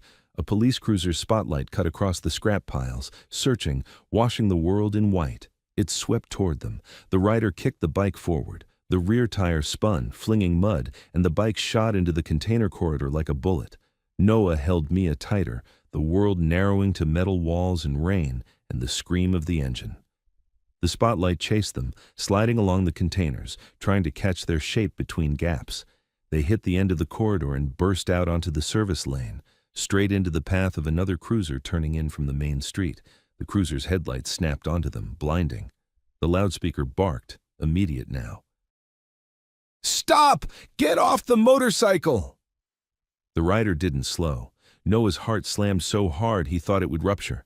He lowered his head, shielding Mia with his body as the bike swerved, tires slipping on wet pavement. The cruiser surged forward, engine roaring, closing distance. "Noah!" Mia screamed. Noah squeezed her. "Don't let go!" The rider whipped the bike left into a narrower alley, too tight for the cruiser to follow cleanly. The cruiser's tires screeched, scraping the corner, but it still came after them. Noah's mind screamed that this was insane, that they were going to crash, that Mia was going to fly. Then, the alley opened into a street lined with parked cars, and at the far end, blocking the exit like a wall, stood another cruiser. 2 officers outside it, guns drawn. Noah's blood turned to ice. The rider braked hard. The bike fishtailed. The officer shouted, "On the ground! Now!" Mia sobbed against Noah's chest. Noah's hands tightened around her, chain pulling their wrists together painfully. The rider's voice went tight. "Hold!" Noah didn't understand what he meant until he saw it. A third vehicle rolled into the mouth of the street behind them. Not a cruiser, a dark sedan. Clean paint, dark windows, Calder's car. The window lowered slightly, and Calder's voice carried out into the rain, smug and clear. "Officer," he called, "that's them. The biker kidnapped the children. The boy assaulted my employee." Noah's stomach dropped, because the officer nearest the cruiser didn't look confused. He looked ready. He looked like he'd already decided. Noah heard Graves's bike somewhere behind, closing fast, too far to help yet, and the officer stepped forward, finger tightening on the trigger, and Noah realized the next second would decide whether Mia stayed with him or disappeared forever, as the rider whispered, "If I gun it, you don't scream." And Noah opened his mouth to say he couldn't, but the cruiser's spotlight flared brighter, locking onto Mia's face, and the officer barked, "Let the girl go!" as the dark sedan behind them idled like a predator waiting for the door to open, and Calder's smile appeared in the crack of the window again, and Mia's fingers slipped for a split second on Noah's jacket. And Noah felt the chain jerk as if someone had just grabbed her wrist from the side. The chain jerked hard enough to rip a gasp out of Mia. Noah's whole body snapped toward her wrist on instinct, and for a split second, he saw it, clear as a photograph in the cruiser's white beam, a hand reaching in from the side. Not an officer's hand. A gloved hand, dark, fast, coming from behind the nearest parked car where a shadow had been waiting. Noah didn't think. He yanked Mia backward with everything he had, dragging her tight against his chest. The chain bit into both their wrists. Mia cried out, the sound raw and terrified. "Let the girl go!" The officer shouted again, stepping forward, gun still aimed, voice full of certainty like he'd already decided who the villain was. The rider under them, silent up to now, muttered, "They planted a grabber." Noah barely heard him over his own pulse. The gloved hand didn't retreat. It tightened, trying to peel Mia away by force. Whoever it was stayed low, hidden behind the car's hood line, using the parked vehicle like cover. Noah leaned down, clamping his forearm over Mia's trapped wrist, pinning it to keep it from being pulled outward. "Noah!" Mia sobbed, face buried in his jacket. "I've got you!" Noah shouted, voice cracking. The officer saw the struggle and interpreted it exactly how Calder wanted him to. "He's hurting her!" the officer barked. "No!" Noah screamed back, but his voice meant nothing against a gun and a story. The rider lifted his left foot, steadying the bike. His right hand tightened on the throttle. "Do not scream," he repeated, voice flat, serious. "Whatever happens next, you keep your body locked to her. You hear me?" Noah didn't answer. He couldn't. He was fighting the invisible hand trying to steal Mia in front of everyone. Behind them, the dark sedan's window stayed cracked. Calder's face hovered in it like a smug ghost, mouth moving as he spoke to someone Noah couldn't see. "Do it," Calder said, quiet but confident. "Take her." The gloved hand pulled again, harder. Mia's shoulder slid an inch out from under Noah's arm. Noah felt his chest explode with panic. He grabbed Mia's jacket with his free hand and ripped her back. The fabric tore slightly at the seam. Mia screamed. The officer flinched, misreading it, his gun lifted higher. "On the ground! Now! Drop the kid!" The rider's head turned a fraction, eyes scanning, calculating the space between the cruisers, the parked cars, the men, the angles. Noah saw something else too. Movement behind the cruiser blocking the exit. Another silhouette. Another helper. Calder hadn't just brought paperwork. He'd brought bodies. Doc's words from earlier came back like ice water down Noah's spine. He doesn't need truth. He needs something that looks official long enough. Now, Noah understood what long enough meant. Long enough to take Mia, long enough to separate them, long enough that it didn't matter what Noah said after. The gloved hand made one more brutal pull. Noah snapped. He drove his elbow sideways into the space where the hand was, aiming blind, putting all his weight behind it. A wet thud, a grunt of pain. The grip loosened. Noah yanked Mia fully back against him, wrapping both arms around her so tight she wheezed. At the same instant, the officer saw Noah's elbow move and shouted, "He's attacking! Stop!" The gun dipped, then steadied again, finger tightening, and the rider chose. He twisted the throttle. The bike screamed forward. Noah's stomach dropped. The sudden acceleration slammed them back. Mia clung to Noah with everything she had, chain rattling as their wrists jerked. The officer shouted something and stepped sideways, trying to get a clear line. Noah ducked instinctively, folding his body over Mia like armor. The bike shot toward the gap between the officer and the cruiser's front bumper, impossibly tight, like threading a needle at 40 miles an hour. The officer jerked back. A second officer near the cruiser raised his gun too. Noah heard the first shot as a crack that tore through the rain, not a warning, not into the air. Close. The bike wobbled, just a twitch, then surged on. The rider swerved sharply, clipping a parked car's side mirror. Glass exploded. The mirror folded in with a screech. Sparks flashed off metal. Noah felt Mia jolt and screamed without sound, pressing her face into his chest. They burst past the blockade and into the open street beyond. Behind them, another shot cracked, then a third. The sound chased them down the wet road like snapping whips. The rider leaned the bike hard into a turn. Noah felt gravity yank his body sideways. For one horrifying second, he thought they were going down. They didn't. They shot into a narrow side street, then another, then under an overpass where the rain turned into a roar on concrete overhead and the city lights disappeared. The rider didn't slow until they were deep in a maze of industrial roads.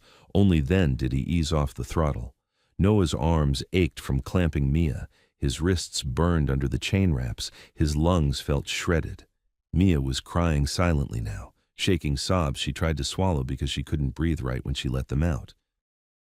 Noah kissed the top of her wet hair, over and over, like it could glue her back together. "We're okay," he whispered, even though his voice sounded like a lie. "We're okay." The bike finally stopped behind a row of dumpsters beside a dark loading dock. The rider killed the engine. Silence slammed down, thick and ringing. Noah lifted his head, listening for sirens. Nothing close. Yet. The rider turned slightly. In the dim light from a distant street lamp, Noah saw his face. Younger than Graves, but eyes older than they should have been. "You still got her?" the rider asked. Noah nodded hard. "Yeah." Mia made a small sound. "Noah?" "My wrist." Noah looked down and saw the red mark where the chain wrap had pulled. His stomach clenched. He shifted carefully, easing her onto the ground, keeping their wrists together. The rider reached into his jacket and pulled out a small tool, bolt cutters, compact. He clipped the chain fast. Noah stiffened, panic rising. The rider stopped immediately. "Not separating you," he said, "just loosening it so she doesn't lose circulation." He adjusted the cloth wraps instead, re-securing them looser, then clipped the chain back so it hung slack with room. Noah breathed again. Mia leaned into Noah, exhausted. The rider lifted his head sharply. A new sound, an engine in the distance, not a siren, not a cruiser, a motorcycle, then another, then a whole pack, coming fast. Noah's heart jumped. He looked down the street, fear and hope colliding. Headlights flickered between buildings, off, then on, then off again like coded signals. A moment later, Graves rolled into view at the front of the pack, his bike sliding to a stop with control that looked effortless even in wet grime. Scarborough pulled up beside him. The woman and Doc arrived seconds after. Graves swung off his bike and crossed the space in 3 strides, eyes going straight to Mia, then to Noah's wrists. "You bleeding?" he asked. Noah shook his head, breath ragged. "They tried to grab her. Right there, while the cops were aiming at us." Graves's jaw tightened, anger flashing behind control. "I know." Noah stared. "You know?" Doc stepped up, scanning Mia's face. "She's crashing," he murmured. "We need to get her warm now." The woman pressed a hand to Mia's cheek. "She's freezing." Mia's lips trembled. "Noah, I'm tired." Noah's throat tightened. "Don't sleep," he whispered automatically. Doc shook his head. "She can sleep if she's warm and stable. Right now she's not." Graves looked down the street, listening. "We can't stay." Scarborough spat to the side, furious. Calder played it perfect. Cops saw kids on a bike, heard kidnapping, and they didn't ask questions. Noah's voice cracked. "But why did they believe him?" The woman's eyes hardened. "Because he's clean, and we're not." Noah stared at Graves. "So what now?" Graves didn't answer right away. He looked at Noah like he was measuring something, like he was deciding whether Noah was ready to hear the next part. Then he spoke, low and direct. "Now you tell me everything," Graves said. "Every address, every name, every time that man showed up near you, every office you walked into, every form you signed, no skipping, no protecting anyone." Noah swallowed hard. "I don't know much." "Yes, you do," Graves said. "You just don't realize what matters yet." A distant siren wailed, faint, far away, but it was moving, searching. Graves pointed toward the bikes. "We're relocating. Somewhere they can't surround in 5 minutes." Noah tightened his grip around Mia. "Where?" Graves's eyes stayed on him. "Our old garage on the river," he said. "No address on record, no neighbors, no cameras we didn't install." The woman added, "And once she's warm, we start pulling threads." Noah frowned. "Threads?" Doc glanced at Graves. He should know the truth. Graves nodded once. His voice went even lower. "Calder's not a social worker," Graves said. "He's a handler." Noah's skin prickled. "Handler for what?" Graves looked at Noah as the siren sound grew a little closer. "Kids," he said. Noah's stomach dropped. Mia whispered, barely audible, "Noah, I want food." Noah's throat tightened. He looked at Graves, desperate. Graves stepped forward and, without asking, took off his leather cut and draped it around Mia like a blanket. Mia's eyes widened at the heavy warmth. She clutched it instinctively. Graves' voice stayed hard, but something else flickered under it, something protective. "You get her on my bike," he ordered. "Doc rides with you. Nobody gets separated again." Noah nodded quickly. They moved fast, efficient. Graves lifted Mia gently onto the seat in front of him, keeping her small body close so she wouldn't slip. Noah climbed behind, Doc on another bike close enough to reach them if Mia fell. Scarborough revved once, impatient. "We got maybe 3 minutes before they sweep this grid." Graves's head turned slightly toward Noah. "When we get there," he said, "you talk. If you hold back, you're helping them." Noah swallowed. "Okay." Graves kicked his bike to life. The engine's vibration traveled straight into Noah's bones. They pulled out from behind the dumpsters and rolled onto the road, lights low, moving like shadows through the rain-slick streets. And as they slipped under another overpass, Noah saw it, reflected faintly in a puddle beside the curb. A car behind them, not close enough to be sure, but clean, dark, steady, following without sirens, following like it had all night. Noah's breath caught. He leaned forward, voice tight in Graves's ear. "We're being tailed." Graves didn't look back. He just said one word, calm as a switch flipping. "I know." And the moment he said it, the pack split again. Two bikes peeling off left as decoys, Graves staying center with Noah and Mia, while ahead at the next intersection, a pair of headlights snapped on suddenly, blocking their route like someone had predicted the exact turn they'd take. And Graves leaned the bike hard, aiming straight toward the dark gap between the car and the curb, and Noah realized they weren't riding away from danger anymore. They were riding into a trap. The headlights at the intersection didn't just block the road, they framed it. Two beams perfectly angled, turning the wet asphalt into a bright strip of stage floor. Everything outside that strip stayed dark, perfect for hiding men, perfect for hiding movement, perfect for making anyone in the light look guilty. Graves didn't hesitate. He leaned the bike hard, aiming for the narrow gap between the car's front bumper and the curb, space that looked too tight for metal and a human body to fit through. Noah's stomach dropped. Mia was slumped forward against Graves's chest, wrapped in the leather cut, barely conscious. Noah's arms circled her from behind, holding her like she was the only thing anchoring him to the world. The blocking car's driver's side door cracked open. A boot hit pavement. Noah saw it in the corner of his eye. Someone stepping out into the rain, slow, calm, like they weren't afraid of motorcycles or men with patches. Graves gunned it. The bike shot forward. The person by the car reacted late, lunging toward them with an arm out, as if grabbing Mia would be as easy as grabbing a purse. Graves cut inside, inches from the curb, tire skimming a puddle so deep it splashed up like a wave. Noah felt the bike's handlebar clear the car's bumper by a fraction. Metal grazed metal. A shriek of contact, sparks. They made it, barely. Then something hit the road behind them, sharp and metallic, clattering across the asphalt. Caltrops. Noah realized too late. Someone had thrown them. Little spiked stars designed to shred tires. The decoy bikes peeled off left just ahead, their tires cutting through rain like knives. One of them hit the trap. A tire blew with a sound like a gunshot. The biker fought the wobble, kept it upright for half a second. Then the bike slid sideways, sparks screaming.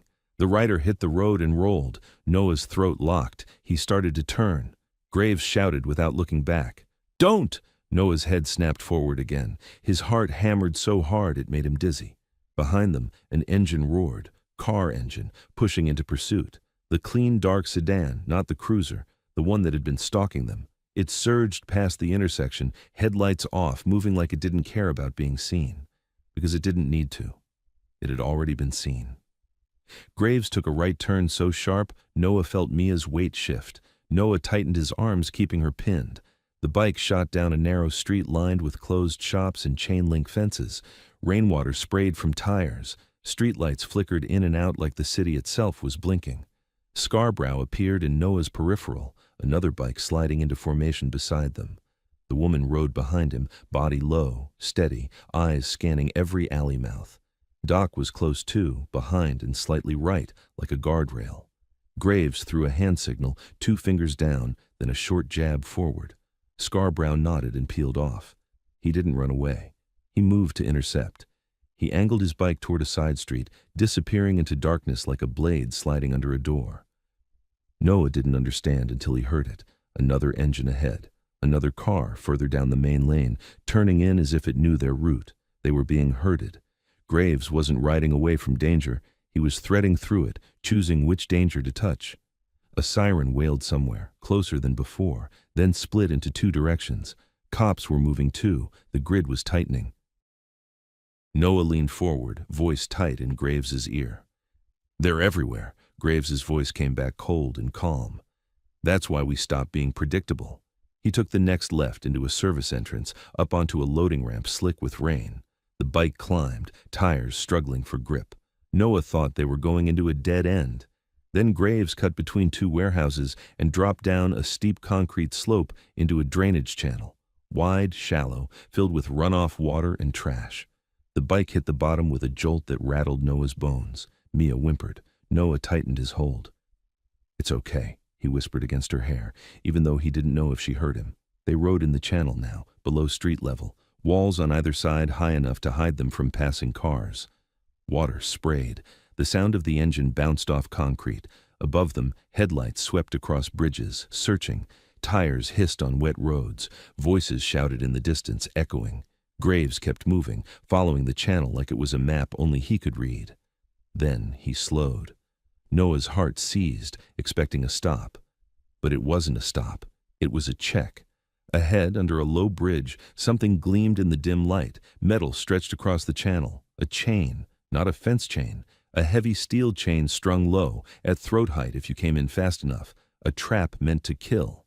Graves spotted it in time. He braked hard, tires sliding in wet grit. The bike fishtailed, then stabilized. Scarborough's bike appeared again behind them, stopping close. The woman's voice cut through rain. "They're trying to decapitate us." Noah's stomach turned. He stared at the chain like it was unreal, like this couldn't be happening over a loaf of bread and two kids. Graves's jaw tightened. "It's not about bread," Noah swallowed, tasting metal. "Then what is it?" Graves didn't answer, because now another sound entered the channel, footsteps above on the bridge, multiple, fast. Flashlight beams stabbed downward through gaps in the railing. One beam caught Graves's handlebars, another caught the chrome. A voice shouted from above, harsh and excited. "There! Down there!" Cops? Maybe, or men pretending to be. In the dark, it didn't matter. Doc's voice went tight. "We can't go back. That sedan will be waiting." The woman scanned the chain, then pointed. "There, left side, the anchor's loose." Graves killed the engine completely. The sudden silence was worse than the noise. It made every splash, every breath, every distant siren feel closer. Scarborough slid off his bike and moved toward the chain, quick and low, using the bridge shadow as cover. He pulled a compact tool from his jacket, bolt cutters, heavier than the ones used on the kid's chain. Above, footsteps slammed closer. Flashlights swept more aggressively. "You got 10 seconds, Graves hissed. Noah's muscles screamed from holding Mia. He shifted her slightly so her head rested better against Graves's chest. Her eyes were half open now, unfocused. "Mia," Noah whispered, "stay with me." Mia's lips moved. "Noah." Cold. "I know," he whispered. "Just stay." Scarborough clamped the bolt cutters onto the chain near the anchor point and squeezed. The first squeeze did nothing. The second made the chain creak. A flashlight beam hit Scarborough's hands. A voice above shouted, "Move in! Move in!" Boots pounded down a side stairwell, echoing off concrete. Graves' hand went to his belt, then stopped. He didn't pull a weapon. He didn't want a shooting. Not here. Not with Mia. But he wasn't going to hand them over either. Scarborough squeezed again. The chain snapped with a violent twang. It whipped and slapped the water, sending spray up like a burst. Graves kicked the bike to life. The engine roared, sound exploding in the channel. He shot through the gap Scarborough had made, tires splashing through runoff. Scarborough leapt onto his own bike and followed. Doc and the woman came after, tight and fast. From behind, a flashlight beam pinned them. A shout, then a crack, gunshot or something else, echoing under the bridge. The sound punched Noah's lungs empty. Graves didn't slow. The channel curved. The bike leaned. Water sprayed. The concrete walls blurred. Then the channel widened and split. Two forks. Graves chose the right fork without hesitation. The left fork had a faint glow, streetlights, easy visibility. The right fork went darker, almost tunnel-like. They plunged into darkness. Noah's eyes strained. He could barely see the next 10 feet. Only the faint red glow of the taillight from the bike ahead gave shape to anything. The tunnel opened abruptly into a wide basin near the river, an industrial back edge of the city where warehouses sat like sleeping giants, and the air smelled like wet rust and algae. Graves took a sharp turn behind a line of shipping containers and rolled into a yard that looked abandoned. No signs, no street lamps, no cameras Noah could spot. A metal garage door sat on the far side, half hidden behind stacked pallets. It was painted a dull, chipped color that blended with the night. Graves killed the engine. Silence again, broken only by rain and Mia's breathing. He slid off the bike and lifted Mia carefully, like she weighed nothing. Noah jumped down, legs shaking, then reached for her instinctively. Graves didn't hand her over right away. He looked at Noah first, eyes hard. "You stay close." Noah nodded, throat tight. The woman moved to the garage door, yanked a tarp aside, and revealed a keypad mounted on the wall. She punched a code. The keypad beeped once. Then the garage door rattled and began to rise. The sound seemed impossibly loud in the empty yard. Noah's nerves screamed that anyone within miles would hear it. Inside was darkness, but not empty darkness. Noah smelled oil, stale rubber, and something else. Coffee, old wood, heat. A small generator hummed somewhere. They stepped inside. The garage door started lowering behind them. In the dim interior light, Noah saw it. A long, narrow space with tools on pegboards, spare parts, a battered couch, a folding table. Not a clubhouse, not a home, a hideout. Doc moved immediately, setting his bag down, pulling out blankets and a portable heater. "Get her on the couch," Doc said. Graves laid Mia down. Doc checked her pulse again, then pressed 2 fingers to her neck, his face tightening. "She's borderline," Doc murmured. "We need to warm her core." He pulled a thermal blanket out and wrapped Mia. Mia's eyes fluttered open. She looked at Graves, then Noah, then the ceiling, confused and scared. "Noah?" she whispered. "I'm here," Noah said quickly, kneeling beside her, taking her hand. "I'm right here." Mia's fingers clamped onto his like a lifeline. The woman grabbed a small kettle and set it on a portable burner. She moved fast, all sharp efficiency. Scarborough checked the door seams, the locks, the side exit. Graves stepped away from the couch and turned toward Noah. His voice dropped. "Now we talk." Noah's stomach tightened. He nodded anyway. Graves pointed to the folding table. "Sit." Noah didn't want to move away from Mia. He hesitated. Graves's eyes flicked to Mia, then back. "You can see her from there." Noah stood slowly, every muscle still humming from adrenaline. He sat at the table, keeping his body angled so he could watch Mia. Graves didn't sit. He leaned on the table with both hands, towering slightly, eyes locked on Noah. "Route 9 Motel," Graves said. "Which one?" Noah swallowed. "Sunset Inn." The woman's head snapped up. "The one with the broken S?" Noah nodded. Graves's jaw tightened. "Who booked the room?" "No one," Noah said. "I paid cash." "What name did you give at the desk?" Graves asked. Noah hesitated. "Noah. Just Noah." Graves's gaze sharpened. "Last name?" Noah's throat tightened. "I didn't." Graves stared at him for a beat, then nodded slightly as if that fit a pattern. "How did Calder find you?" Graves asked. "Alone. Said he could help us get food alone. Said he could help us get food stamps fast. He asked questions. Where we were from, where we were going. If we had family. I didn't answer much." "And then your card stopped working," Graves said. Noah nodded. Next morning, Doc glanced over from Mia, voice low. "Freeze order." The woman muttered. "Manufactured crisis." Graves's eyes didn't leave Noah. "Did you sign anything?" Noah's stomach dropped. "No." Graves held his stare. "Think." Noah's mind raced. Then he remembered. Calder had pulled out a clipboard, smiling. Told him it was just a contact form. Told him it was so we can expedite. Noah felt sick. I wrote my name and Mia's." Graves' expression hardened. "On what?" "I don't know," Noah said, panic rising. "A form. It had boxes. He told me it wasn't." "It was," the woman said, voice flat. Noah's chest tightened. I thought." Graves cut him off. "Where is it?" Noah shook his head fast. "He took it." Graves leaned closer. "Did you give him your fingerprints? Any ID? Any photo?" Noah's voice came out small. "He took a picture of us. He said it was for the file." The air in the garage tightened, like the walls moved closer. Scarborough's voice was low from the door. "So he already owns the narrative." Doc's jaw clenched. "Photo, name, signature. He can build whatever he wants." Noah felt bile rise. "So what do we do?" Graves stared at him a long moment. Then he reached into his pocket and pulled out his phone, tapped the screen, and slid it across the table toward Noah. On the screen was the missing juvenile alert. Noah and Mia. Their faces, clearer than Noah had ever seen them. The photo Calder took. Under it, text, height, weight, clothing description, and one line that made Noah's blood go cold. Maybe with violent motorcycle gang. Use caution. Noah's throat closed. That's us. Graves's voice was low and lethal. That's why the cops aimed at you. Noah stared at the screen until his vision blurred. He heard Mia cough softly behind him and spun his head, terrified she was crashing again.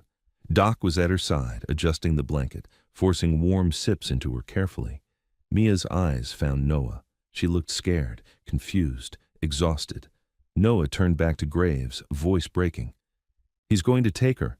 Graves' eyes stayed hard. He's going to try. Noah's hands trembled on the edge of the table. Why? Why us? Graves didn't answer immediately. He looked at Noah like he was deciding how much truth to drop without breaking him. Then he spoke, slow and controlled. Because kids like you don't have anyone to call, Graves said, and because people like him make money when nobody asks questions. Noah's stomach dropped further. Money? The woman's voice came tight. Placements, paper transfers, charity grants. Some kids get rehomed, some get... Don't, Doc snapped quietly, cutting her off. Noah's skin crawled. Some get what? Graves didn't look away. Some disappear. Noah's breath hitched. He heard the word like a door slamming shut. Mia coughed again, weaker this time, and Noah's head snapped toward her, and in that instant, the garage's side window, small, high up, caught a flicker of light outside. Not lightning, headlights. Slow, controlled, stopping somewhere beyond the containers. Everyone in the room felt it at the same time. You could hear it in the way breathing changed. Scarborough's head lifted. The woman went still. Doc's hand froze mid-adjustment on Mia's blanket. Graves didn't move for a full second. Then he said quietly, without looking toward the window, "They found the garage." Noah's blood turned to ice. The generator hummed. Rain tapped the metal roof. And outside, just beyond the thin steel wall, something heavy scraped against the ground, like someone dragging a tool into place against the door. The scrape outside the wall was slow on purpose, not a slip, not an accident. A tool dragged across wet gravel, then pressed into something solid, metal on metal, testing the garage door like a surgeon testing bone. Noah's throat closed. His eyes flicked to Mia on the couch. She was wrapped in the thermal blanket, cheeks still pale, eyelids heavy. Doc had one hand on her wrist, tracking her pulse like he could will it stronger. The woman moved first. She crossed the garage in 2 silent steps and killed the small lantern, plunging the room into a dim red haze from a single battery light near the back shelves. Scarborough lifted a finger to his lips. Graves didn't whisper. He didn't need to. His voice stayed low enough to be private, but firm enough to cut through panic. "Nobody makes noise," he said. "No phones, no light." Noah's hand went to his pocket instinctively. Empty. He'd never had a phone anyway. He had hunger and a sister, and now a war he didn't understand. Outside, the scrape stopped. Then came a new sound. A soft knock. Not loud, not demanding. Like someone didn't want attention. 3 taps, a pause, 2 taps, a code. Graves' eyes narrowed. He looked at Scarborough. Scarborough shook his head once, not theirs. The woman's jaw tightened. "They're trying to make us open it," Doc murmured. "Don't." Mia stirred, half awake. "Noah?" Noah crossed to her instantly, kneeling, taking her hand. "I'm here," he whispered. "Don't talk." Mia nodded weakly, eyes glassy. The knock came again, same pattern. Then a voice drifted through the door, muffled by metal but clear in tone. Pleasant, calm, practiced. "Graves, it's Brent." Noah's stomach turned. Calder's voice sounded different in here, closer, more intimate, like he believed the walls were already his. "We don't want trouble," Calder continued, as if they were negotiating over a parking space. "We just want to resolve the situation. You open the door, you hand the children over, and I make this go away." Graves didn't answer. Calder sighed theatrically. "You know I can stay here all night, and you know the longer this goes, the uglier it gets for you. Police are still searching. I can keep calling in tips. I can keep saying the kids are in danger. Eventually, someone's going to bring tools you don't like." As if on cue, outside the door, a different metallic sound rang out, a short, sharp clink. Bolt cutters. Then another sound, heavier. A crowbar testing the seam. Noah's body tensed so hard his shoulders shook. Graves moved to the table and pulled a paper map out from under a tool tray, spreading it. Not a phone map, an old one with grease smears and handwritten marks. He pointed to a thick black line near the river, then to a thinner one further inland. "We have 2 exits," he murmured to the woman in Scarborough. "Back hatch into the service trench, or through the roof access into the container yard." Scarborough's eyes flicked upward. "Roof is noisy," the woman answered without hesitation. "Service trench floods." Doc looked up from Mia. "She can't climb. She can barely stand." Noah's chest tightened. "I can carry her." Doc's eyes snapped to him. "You're not carrying her through a flooded trench if she's already borderline. She needs warm, steady air, not cold water." Noah swallowed hard. "Then what do we do?" Graves looked at Noah, then at Mia. His expression tightened like he hated the reality too. Outside, Calder kept talking, voice still calm, still smiling. "Noah," he called through the door. "I know you're in there. You can end this. You can be a good big brother. Bring Mia to me. I'll feed her. I'll get her to a doctor. You don't owe those men anything." Noah's hands clenched into fists. His voice shook. "Stop talking to me." Calder chuckled softly. "You're scared. I understand, but you're smart, Noah. Smarter than this. You know how this ends if you stay." The crowbar outside creaked harder now, biting into the seam. The garage door shuddered. Mia whimpered. Noah leaned over her, shielding her with his body. "It's okay," he whispered, even though it wasn't. Graves raised a hand toward Noah, quiet command. "Noah," Graves said, low. "You do not speak to him again. You look at me. You listen to me." Noah forced his gaze up. Graves' eyes were hard, controlled. But behind that was something else. Recognition. Like he'd seen this exact moment from the other side of a door once in his life. "They want you to make the decision for them," Graves said. "If you walk out, it's clean. No break-in, no evidence, just a rescued child story." Noah's throat tightened. "So we can't let them make it clean." Graves nodded once. "Exactly." The woman leaned in. "We need proof. Not later. Now." Doc's voice came tight. "We don't have time to build a case while they're prying the door." Graves's gaze slid to the side wall, toward a small metal locker. He walked to it, opened it, and pulled out a compact body camera. Old, scratched, but functional. Noah's eyes widened. "You have that?" Graves clipped it to his shirt without explaining. "We've dealt with liars before." Scarborough moved to another shelf and grabbed a second camera, tossing it to the woman. She caught it and clipped it on too. Graves looked at Doc. "You're recording on audio." Doc hesitated. "I'm a medical professional." "You're a witness," Graves said. Doc exhaled, then pulled a small recorder from his bag and clicked it on. Outside, the crowbar finally caught a deeper edge. The seam gave a tiny pop. The door shook, a fraction looser. Calder's voice warmed as if he'd sensed progress. "That's good," he said softly. "We're getting somewhere." Noah's blood ran cold. The woman whispered, "He's enjoying this." Graves didn't deny it. He looked at Noah again, voice controlled. "Tell me one thing," Graves said. "When Calder came to your motel room, did anyone else come after? Anybody you didn't recognize?" Noah's mind raced. Motel hallway, knock, lanyard, smile. Then later that night, footsteps outside, a car idling too long, a shadow passing the curtain. Noah swallowed.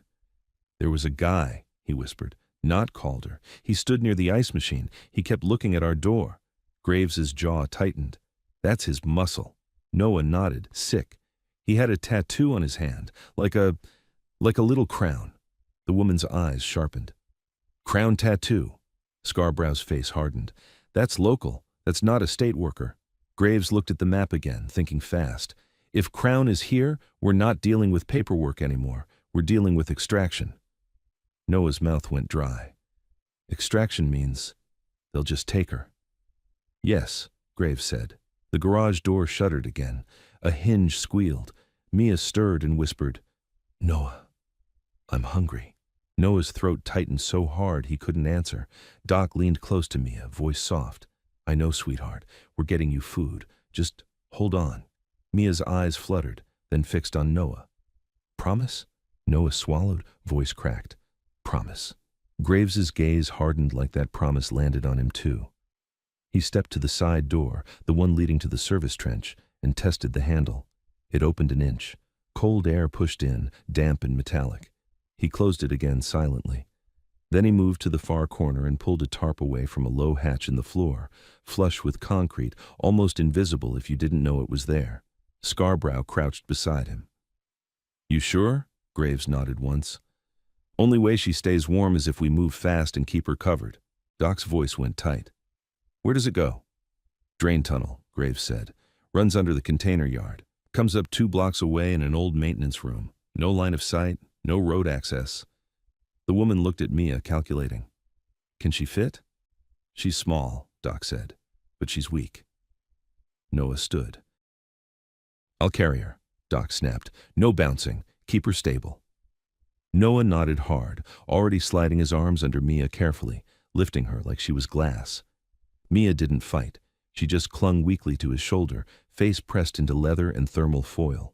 The moment Noah stood with Mia in his arms, the garage door outside gave a deeper groan. The crowbar had found leverage. Calder's voice sharpened slightly, excitement bleeding through the calm. We're coming in now, he called. Don't make the children witness something traumatic, Graves. Graves muttered, he says traumatic like it's a product. Scarborough gripped the hatch handle and lifted. Cold air rushed up from below, smelling like river water and rust. Darkness yawned under the garage floor. Graves pointed. Down. The woman went first, feet disappearing into the hatch, then her shoulders. Scarborough followed, tool bag slung. Doc crouched next, looking up at Noah. Slow, he warned. Noah lowered himself into the hatch, one careful step at a time, holding Mia close, her head supported against his chest. Mia's eyes fluttered open for a second. Noah? I'm here, he whispered. As Noah's foot found the last rung, a loud metallic snap exploded above them. The garage door seam popped wide. Air whooshed in, boots scraped on concrete outside. Calder's voice rose, satisfied. There we go. Graves stayed above for one final second, body blocking the hatch like a door. He looked down at Noah, eyes hard. If you hear me say now, Graves whispered, you run. You don't look back. Noah's throat tight. What are you doing? Graves didn't answer. He lowered the hatch slowly, leaving it cracked just enough to watch. Then above, metal screeched as the garage door lifted a foot. A flashlight beam sliced into the garage, and Calder stepped in, voice bright and triumphant. Graves, he said, you should have opened it. Graves stood in the dim red light like a wall, hands visible, calm on the surface. Funny, Graves said. I was about to say the same to you. Then Graves's hand moved, fast, and flicked a switch on the wall. The generator roared louder. The interior lights snapped on at full brightness, and every camera in the room caught Calder's face clearly as he walked in with 2 crown tattoo men behind him. While beneath the floor, Noah held Mia in the dark, listening to boots spread across the garage overhead, and realizing Graves wasn't hiding. He was setting a trap of his own. Under the floor, the air was colder than Noah expected. It wasn't just damp, it had weight. River cold, metal cold, the kind that crawled into your bones fast. Noah kept Mia pressed to his chest, the thermal blanket crinkling softly every time she breathed. He tried to make his own breathing silent, tried to make his heartbeat silent too. Above them, the garage filled with footsteps. Calder's voice carried down through the hatch crack like it owned the space. Well, Calder said, pleasant, look at you. So cooperative when you have to be. One of the crown tattoo men laughed under his breath, a thick, ugly sound, boots spread out, purposeful, not searching randomly, clearing. Noah closed his eyes and counted the steps, 2 moving left toward the tool wall, 1 moving deeper toward the couch, Calder staying central. Graves' voice came back, steady as stone. You brought your friends, Calder replied, still warm. You brought yours. A chair scraped. Someone set the folder down on the table. Noah's mouth went dry. If they found the hatch, Mia shifted slightly. Noah tightened his hold. Her forehead felt hot now, then cold a second later. Doc had said borderline. Noah didn't know what that meant exactly, but he could hear it in Doc's voice. One wrong move, one more shock, and she'd crash. Above, a crowned man said, "Where are the kids?" Calder answered casually. "They're here. They didn't get far." Noah's stomach dropped. He didn't know if Calder was bluffing or if he'd truly seen them go down. Graves said, "You're not taking anyone." Calder's tone turned almost sympathetic. "You say that like you have a choice." Then Calder's voice sharpened, the first crack in the calm. "Check the back," he ordered. Boots shifted toward the far corner, toward the tarp area. Noah's throat closed. The tunnel ladder under his foot felt slippery. He adjusted his grip on Mia, pressing her closer. Her eyelashes fluttered. "Noah," she whispered, faint. Noah leaned his mouth to her ear. "Shh, I'm here." A pause above, then the sound of fabric being yanked, the tarp. Noah's vision tunneled, then Graves spoke, louder, too loud. "Hands off my property," a crowned man snorted. "Your property?" Calder chuckled. "He's sensitive, ignore him." Another scrape, metal dragged, like a crowbar being set down, like a tool being picked up. Noah's mind raced. If they opened the hatch, then Graves's voice snapped into something else, command. Now. The word hit Noah like an electric shock. He didn't think. He moved. Noah turned in the tunnel, one careful step down the ladder, then another, carrying Mia so her head didn't bounce. He could feel her heartbeat against his arm, fast, weak. The tunnel was narrow, concrete damp under his shoes. Water ran in a thin stream along the side, cold and shallow. Ahead, the woman's silhouette moved fast, guiding. Scarborough was behind her, one hand on the wall, tool bag swinging. Doc stayed close behind Noah, keeping a steady hand near Mia's back so she wouldn't jolt. They moved in silence, only the soft slap of water and the crinkle of the thermal blanket. Above them, the garage erupted. A sudden crash, metal on metal. Graves' voice rose, sharp, and for the first time, Noah heard real anger. "You want the kids?" Graves barked. "Say it on camera." Calder laughed, but it wasn't relaxed anymore. It was tight. "Stop recording me." Graves again, louder. "Say it. You're here for the children." "You're here to take them," a crowned man cursed. "Boss, this is—" Calder's voice snapped, ugly now. "Shut up." The tunnel ahead opened slightly, revealing a rusted maintenance corridor with pipes overhead. The woman pointed left. "Keep going," she whispered. "No stopping." Noah nodded, sweat cold on his spine. Behind them, above ground, something slammed, like a body hitting a table. Then Scarborough muttered under his breath, pleased. "Good. Keep 'em loud." Doc's voice was tight. Mia's breathing shallow. Noah's panic flared. He glanced down. Mia's lips were pale, parted slightly. She wasn't crying anymore. She wasn't even trembling. That was worse. "Mia," Noah whispered urgently. "Hey, look at me." Her eyes didn't open. Noah's chest squeezed. "Mia." Doc moved instantly, stepping in close, fingers on her neck. "Keep walking," Doc whispered. "Don't stop. Talk to her." Noah's throat burned. "Mia, please, please stay with me. You promised." Doc pulled out the sugar bottle, popped the cap, and tipped a tiny drop onto Mia's tongue carefully. "Come on," he murmured, voice low but commanding. "Come on." Mia's throat twitched once. Noah exhaled a shaking breath he didn't know he'd been holding. Behind them, in the distance, voices echoed again, muffled now through concrete. Calder. "Where are they?" A crowned man. "They're gone." Graves. "You came here for kids. Say it." Calder. "I came here to stop you." Graves. "From what? Feeding them?"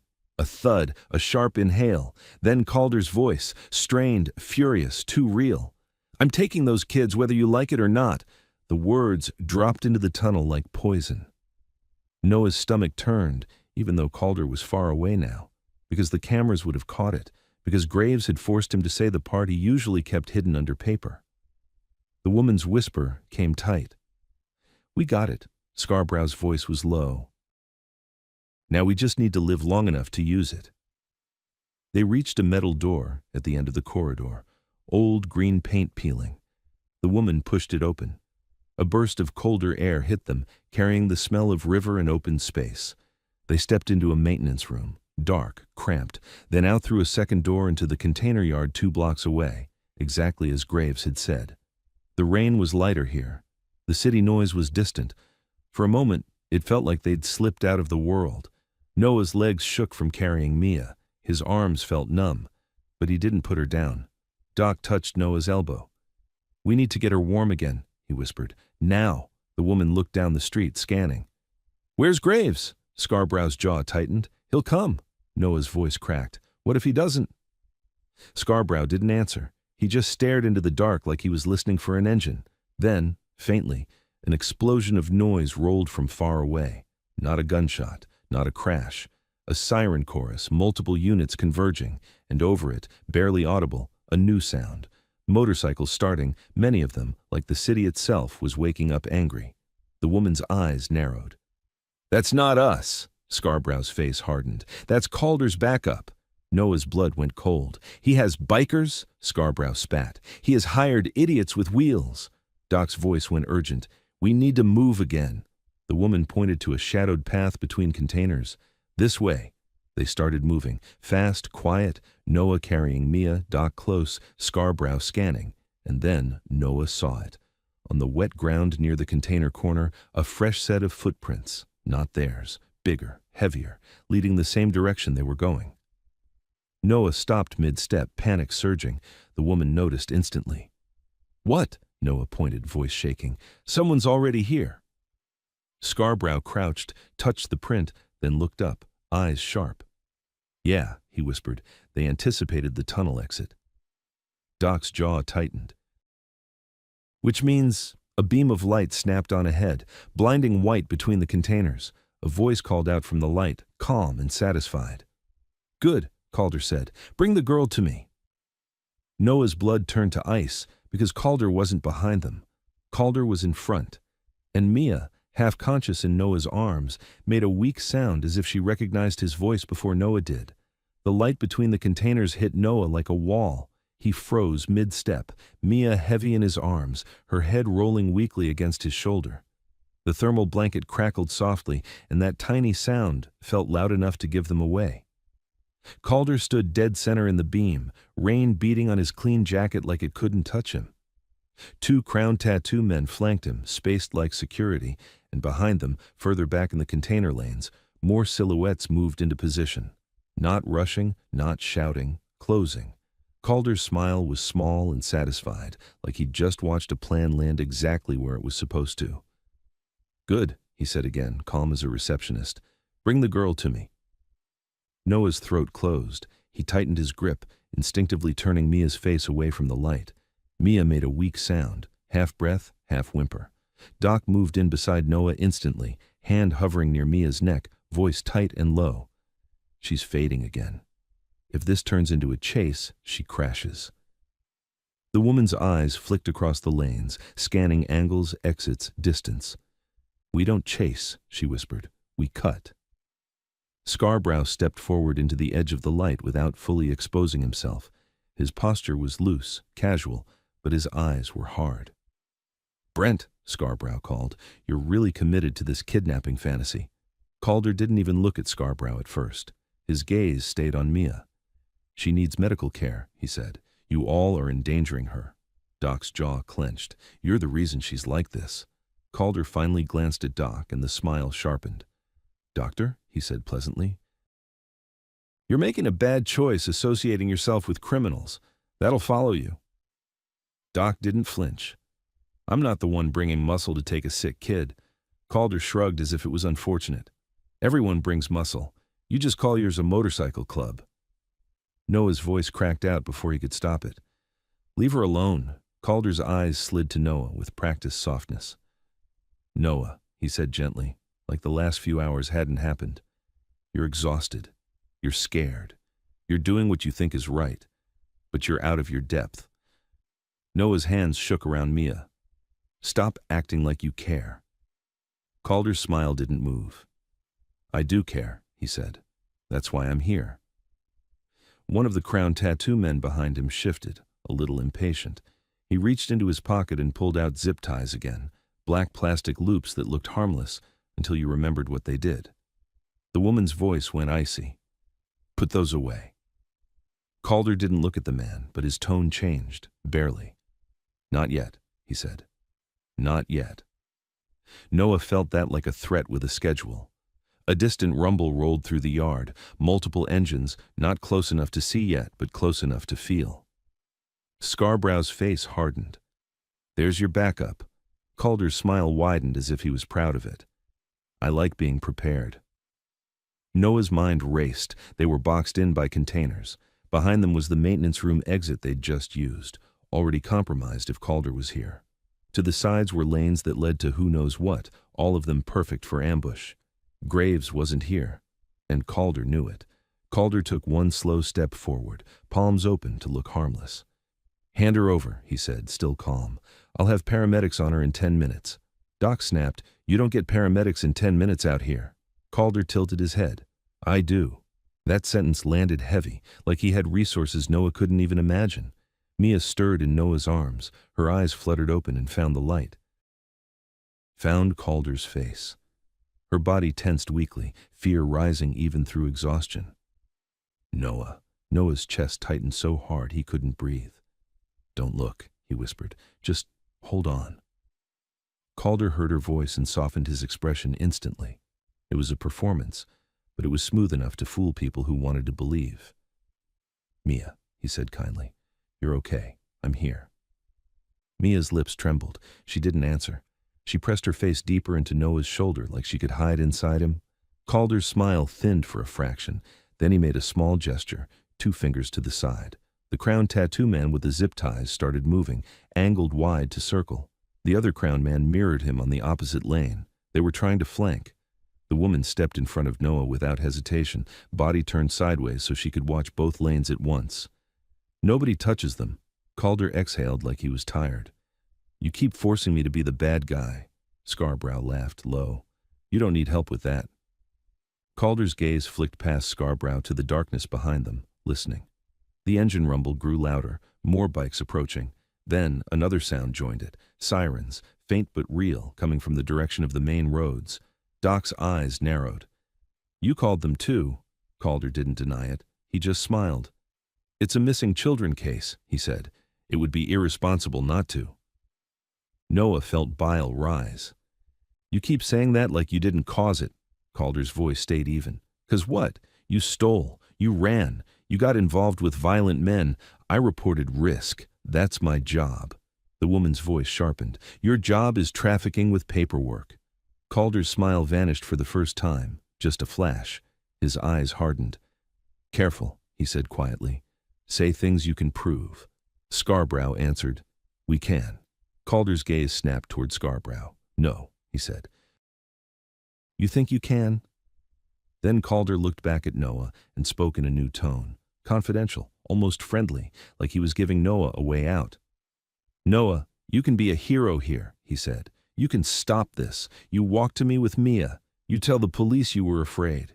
You say these bikers took you. You cooperate." Noah stared at him, stunned. "You want me to lie?" Calder's smile returned, small. "I want you to survive." Noah's hands clenched. "Survive without her?" Calder's eyes flicked down to Mia. "She survives either way," he said. "The difference is whether you do." That was the moment Noah understood. Calder wasn't trying to save them. He was trying to separate them by choice, to make Noah hand her over so it looked clean on camera, clean on paper, clean in court. Doc's voice went low. "He's bargaining for consent," the woman whispered, "because consent makes it untouchable." Noah's mouth went dry. He held Mia tighter and took one slow step back. Calder's smile tightened. "Don't." The 2 crown men kept circling, and then, behind Calder, lights flickered between the container lanes, headlights low and moving. The rumble of engines became a roar. A line of motorcycles rolled into view, not club bikes, no patches Noah recognized, but loud and aggressive, riders with dark helmets and cheap vests like they were playing outlaw, hired wheels. They fanned out behind Calder and stopped, engines idling, forming a wall. Calder didn't turn around. He didn't have to. "You see," he said softly, "this is over." Scarborough's jaw clenched, the woman's shoulders tensed, Doc's face tightened like he was calculating how long Mia could stay conscious. Noah's mind screamed for Graves. As if the thought summoned him, an engine tore through the night from the far right lane, faster, deeper, unmistakable. A single motorcycle burst into view at the end of the container corridor like a shot fired down a barrel. Graves. He came in hard, headlight off until the last second, then it snapped on and blinded the lane for a heartbeat. He didn't slow, he didn't speak. He drove straight at the line of hired riders. The hired bikes flinched and shifted instinctively, and Graves used that half-second. He cut between two of them with inches to spare and slid his bike sideways across the wet ground, stopping perpendicular, blocking Calder's direct path like a barricade made of steel and anger. Graves stood up, helmet still on, and pulled it off with one sharp motion. His eyes went straight to Mia, then to Noah, then to Calder. "You're early," Calder said, as if Graves had arrived for an appointment. Graves' voice was low and dangerous. "You're loud." Calder smiled, but it didn't reach his eyes now. "I had to be. You like tunnels." Graves stepped forward one slow pace. "I like truth," he said. Calder chuckled. "Then you're in the wrong city." Graves didn't bite. He glanced at Scarborough and the woman, a quick look that was a command without words. Then he looked at Doc. "Her status?" Graves asked. Doc's answer was immediate. "She needs warmth and sugar, and she needs it now. Another shock like this and she drops." Graves's jaw tightened. He looked back at Calder. "Hear that?" Calder's smile stayed. "That's why she comes with me." Graves's voice hardened. "No." Calder finally let a hint of irritation show. "You're outnumbered." Graves nodded slightly. "I know." Calder tilted his head. "Then what's your plan?" Graves' eyes shifted past Calder to the open end of the container yard, where the sirens were closer now and distant lights were beginning to flash between buildings. Graves' voice dropped, sharp and decisive. "We go where you can't lie." The woman's eyes narrowed. "Graves—" "No time," Graves said. He looked at Noah. "Can you walk and carry her another 2 minutes?" Noah swallowed hard. His arms were burning, but he nodded. "Yes." Graves pointed toward the yard exit. "Main road." Gas station on the corner. Lights, cameras, people. Scarborough's face tightened. "Public?" Graves nodded once. "Public." Calder laughed quietly. "That's adorable," he said. "You think the public saves you?" Graves' eyes locked on him. "No," he said. "The public records you." Calder's smile thinned. "You already recorded me." Graves's voice didn't change. "I want you recorded where you can't bury it, with witnesses you can't buy in 5 minutes." Calder's gaze flicked toward the sirens, calculating. "And you think you get there?" Graves stepped forward another pace. "We will." Calder lifted his hand slightly, and the hired riders' engines revved, rising like a growl. Graves didn't flinch. He raised his voice, not shouting, but projecting so everyone could hear, including the men around Calder. "Brent," Graves said clearly, "tell them why you're here." Calder smiled and shook his head. "We're done with this." Graves took a step toward the exit. Scarborough moved with him. The woman moved with him. Doc stayed tight to Mia's side. Noah moved last, dragging his feet through mud and water, holding Mia with everything left in him. Calder watched them go, too calm. Then he spoke, not to Graves, but to the riders behind him. "Stop them." The hired bikes surged forward, and at the same moment, from the far end of the yard, police lights flashed bright between the containers as a cruiser's spotlight snapped on, washing the whole scene in white, pinning Noah, Mia, Graves, Calder, and a wall of motorcycles in the same beam, while the loudspeaker blared, "Everyone freeze!" And Noah felt Mia go suddenly limp in his arms as Graves threw one hand up and stepped forward into the light and said, "Officer," just as Calder raised his voice over the siren chorus, "that man has my children." And Noah realized the first person to speak next would decide everything. The spotlight pinned them so hard, Noah felt like the air itself had hands. Mia went limp in his arms, her weight suddenly dead, her head rolling against his elbow. Noah's stomach lurched. "Mia!" he choked out. Doc surged in instantly, hands on Mia's neck and jaw, voice sharp. "Airway! Keep her upright!" Noah adjusted her, panic shaking his whole body. Mia's eyelids fluttered but didn't open. The loudspeaker barked again, closer, harsher. "Everyone freeze! Hands where I can see them!" Graves stepped forward into the beam with both hands raised, palms open. He moved slow, controlled, making himself the obvious target so the spotlight stayed on him and off Mia. "Officer," Graves called clear and loud, "there are 2 sick children here. We are trying to get them medical care." Calder cut over him instantly, louder, sharper, perfectly panicked. "That man has my children. He kidnapped them. He has a gang." The hired riders behind Calder revved, then went still as the police attention hit them too. Some of them shifted nervously. These weren't disciplined men. They were paid noise. A cruiser door slammed. Boots hit pavement. Two officers moved in from the right lane, guns drawn, aiming at Graves first because he was the one in the light. Noah stood just outside the beam, half shadow, holding Mia like she was made of glass. He wanted to step forward and scream the truth. He also knew the second he moved too fast, they'd decide he was running. Doc whispered fiercely, close to Noah's ear. "Don't move unless I tell you." Noah's voice shook. She's passing out." Doc's fingers pressed Mia's wrist. "She's still here. Stay steady." Graves kept his hands up, making his voice calm. "We have recordings," he said. "We have evidence of attempted abduction. That man is not a guardian." Calder laughed once, short, incredulous, like Graves had said something insane.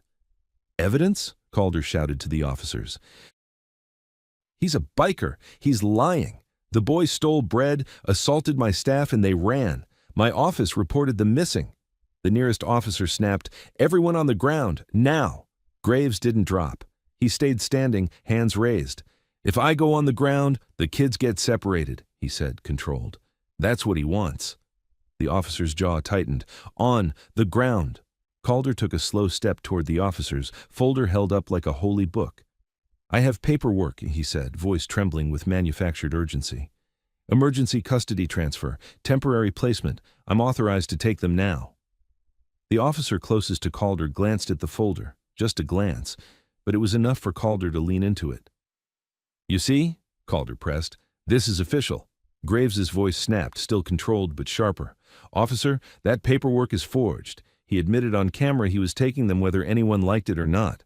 Calder's eyes flashed, anger breaking through the calm for a split second. "Shut up." Noah's heart hammered. The cameras.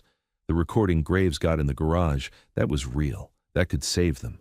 But only if someone actually listened. The officer stepped forward, gun still up, eyes on Graves. "Who are you?" "Jack," Graves said. "I run a motorcycle club in the city, and tonight we stopped a snatch attempt." Calder pounced on the admission. "Hear that? He runs a gang." Graves didn't look at Calder. He looked at the officer. "I'm not running from you. I called for medical help. My medic is right here." He nodded toward Doc. "Look at the girl. She's dehydrated, malnourished, borderline hypothermic." Doc raised his hand slightly too, showing he wasn't a threat. "She needs warmth and sugar. If you separate them right now, she can crash." The officer hesitated. Just a fraction. Calder felt it and pushed harder. "Officer, this is a manipulation tactic. They're using the child to buy time. They assaulted my employee." He pointed at Noah. "That boy punched a man in the street." Noah's throat burned. He wanted to shout that the man tried to zip-tie Mia. Instead, Graves did it for him. "He tried to zip-tie the girl," Graves said, loud enough for everyone to hear. "That's on camera, too." Calder's smile returned, thin and cruel. "On your camera," he said. "Convenient." The officer snapped, "I don't care about your camera. I care about compliance." Graves's voice dropped lower but stayed audible. "Then comply with procedure. Verify his identity. Ask him for credentials. Ask him to state his agency, his supervisor, his case number." Calder's face didn't change, but Noah saw the smallest tightening at the corner of his mouth. A hit. The officer turned slightly toward Calder. "Sir, your ID." Calder didn't hesitate. He produced a wallet and flashed something too fast to read from where Noah stood. "Closer," the officer demanded. Calder stepped closer, still calm. "Brent Calder," he said, crisp. "Family Services Liaison." Graves's voice cut in. "What county?" Calder ignored him. The officer asked, "County?" Calder answered smoothly, "City jurisdiction, special liaison assignment." Graves's voice stayed steady. "What's your case number?" Calder's smile thinned. "I don't have it memorized." Graves nodded once as if that was what he expected. "Who's your supervisor?" Calder's eyes hardened a fraction. "This is not the time." Graves kept going, loud enough to pin him. "What's the name of the charity you're affiliated with?" Calder snapped. "I'm not affiliated with a charity." The woman's voice rose from the shadows, sharp. "Yes, you are." Everyone's head turned slightly toward her. She stepped into the edge of the spotlight, hands visible, eyes locked on the officers. "He's tied to a placement charity. We've been tracking missing kids in this district for months." The officer barked. "Ma'am, step back." The woman didn't flinch. "Ask him about the Sunset Inn on Route 9. Ask him why he visited 2 kids there before the alert went up. Ask him why their benefits froze the next morning. Calder's eyes flashed. She's lying. Graves turned his head just enough to look at the officer. Officer, we have the missing juvenile alert.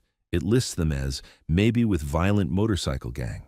That photo was taken at the motel, not by police, by him. Calder's voice sharpened. I took the photo for the file. Doc snapped. You took it to build your narrative. Calder's composure cracked further. You don't know what you're talking about.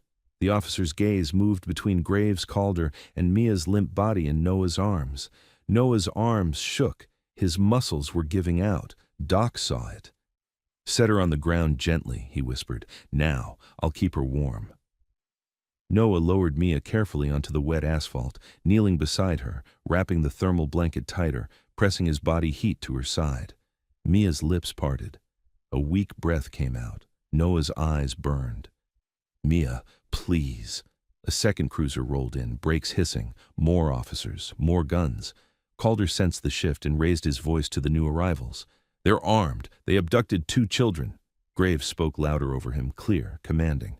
Officer, we have audio of Calder saying he will take the kids whether anyone likes it or not. We have him on camera forcing this confrontation. We have witnesses. The newest officer looked at the first. What's the situation? The first officer hesitated, just a beat. That beat mattered. Graves seized it. If you separate the kids right now, you might hand them to the wrong man. Verify him, run his name, run his agency, call his supervisor. Do not let him walk away with them on his word. Calder's face tightened. This is outrageous. Graves's eyes locked on him. Then it should be easy to prove, Graves said. Calder's smile returned, but it was brittle now. Fine, he said, turning to the officer. Call whoever you need. But while you do, the children come with me for safety. No, Graves said immediately. The officer snapped. Everyone shut up. He looked at Calder. You're not taking anyone until we verify. Calder's eyes flashed. Anger now, real and quick. Officer, if you delay and something happens to them. The officer cut him off. Hands off. Calder took one step back, jaw clenched. Graves' voice stayed calm. Now you ask him why he brought armed men. Ask him why he had hired motorcycles in the yard. Ask him why he set a trap at the tunnel exit. Calder snapped. They're not mine. Scarborough laughed from the shadows. They followed you like puppies. One of the hired riders behind Calder shifted uncomfortably, helmet turning toward the officers like he was deciding whether to bolt. The officer noticed. You, helmet, step forward. The rider hesitated. Calder's head turned slightly, a warning. The rider's shoulders tightened. The officer barked, now! The rider stepped forward reluctantly, hands half raised. Rain ran off his visor. Who hired you? The officer demanded. The rider hesitated again. Calder's voice turned sharp. He doesn't need to answer that. He's not involved. The officer snapped. Sir, shut your mouth. The rider swallowed audibly. I got paid, he muttered. By who? The rider's head jerked toward Calder without thinking. That was enough. Calder's smile vanished completely. The officer's eyes narrowed. Sir, turn around. Calder's voice went controlled, dangerous. Officer, you're making a mistake. Turn, around. Calder didn't move. Then Graves said quietly, almost to himself but audible in the beam, he won't, because he's not used to anyone saying no. Calder's jaw clenched. He took one slow step backward instead. Subtle retreat, not compliance. The officer moved forward, and in that instant, one of the crown tattoo men behind Calder shoved the hired rider sideways and lunged, not at the cops, at Mia. Noah saw the movement like it was slow motion. A hand reaching, a shadow dropping low. Noah reacted on pure instinct, throwing his body over Mia, wrapping both arms around her, shielding her. Doc shouted, No! The crown man's hand grabbed the edge of the thermal blanket and yanked. Noah felt Mia slide an inch, and Graves roared, Now! Everything exploded. Officers shouted, guns lifted, boots surged, and as Noah clung to Mia on the wet ground, fighting the blanket being ripped from his hands, he heard Calder's voice cut through the chaos, no longer calm, no longer professional. Take the girl! And Noah realized the last layer of the act had just fallen away in front of the police. The moment Calder screamed, Take the girl! The night changed. It wasn't a misunderstanding anymore. It wasn't Procedure. It wasn't a missing child report. It was an order. Noah felt hands ripping at the thermal blanket. Mud smeared across his cheek as he flattened himself over Mia, locking his arms around her like a cage. Mia's body was limp beneath him, too weak to fight, too weak to cling. "No!" Noah shouted, voice cracking, and he tightened his grip until his forearms burned. Doc shoved in from Noah's side, one hand on Mia's shoulder, the other pushing back at the grabbing wrist. "She's medically unstable," Doc barked. "You separate them and she collapses." An officer's voice exploded through the chaos. "Get back, now!" Boots surged. Someone grabbed the crown tattoo man by the collar and yanked him away. The man fought, cursing, trying to reach again. Another officer shouted, "Hands, hands, hands!" Noah lifted his head just enough to see Calder in the spotlight. His face was no longer calm. His mouth was open, jaw tight, eyes furious, like a man who'd been told no for the first time in his life. "You don't understand," Calder snapped at the officers. "Those kids are in danger." Graves stepped forward, voice like steel. "From you," Calder's head whipped toward Graves. "Shut your mouth." Graves didn't flinch. He turned his chest slightly so the body cam was clearly visible in the beam. "You said it," Graves told the officer, loud, clean. He ordered them to take the girl. That's the whole game. That's why he brought muscle. One of the officers moved between Calder and the kids, weapon still raised but now aimed at the crown tattoo men, not at Graves. "Cuff him!" the officer snapped.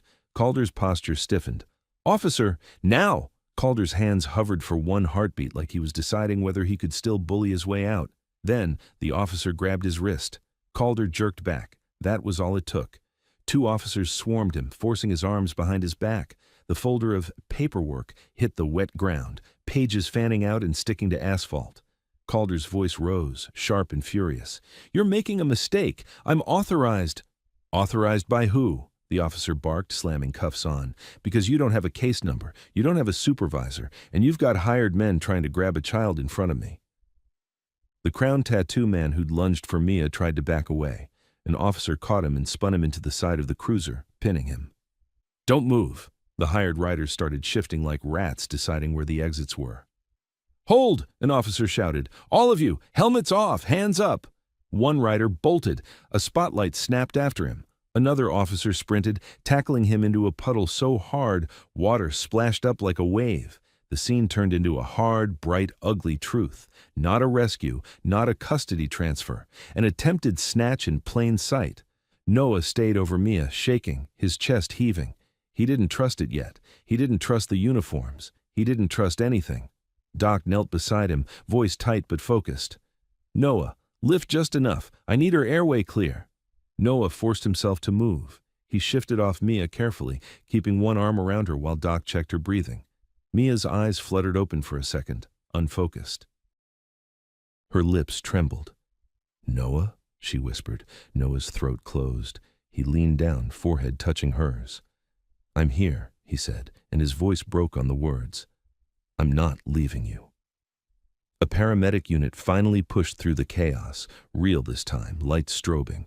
A woman in a rain jacket knelt and started warming packs, checking vitals, speaking fast into a radio.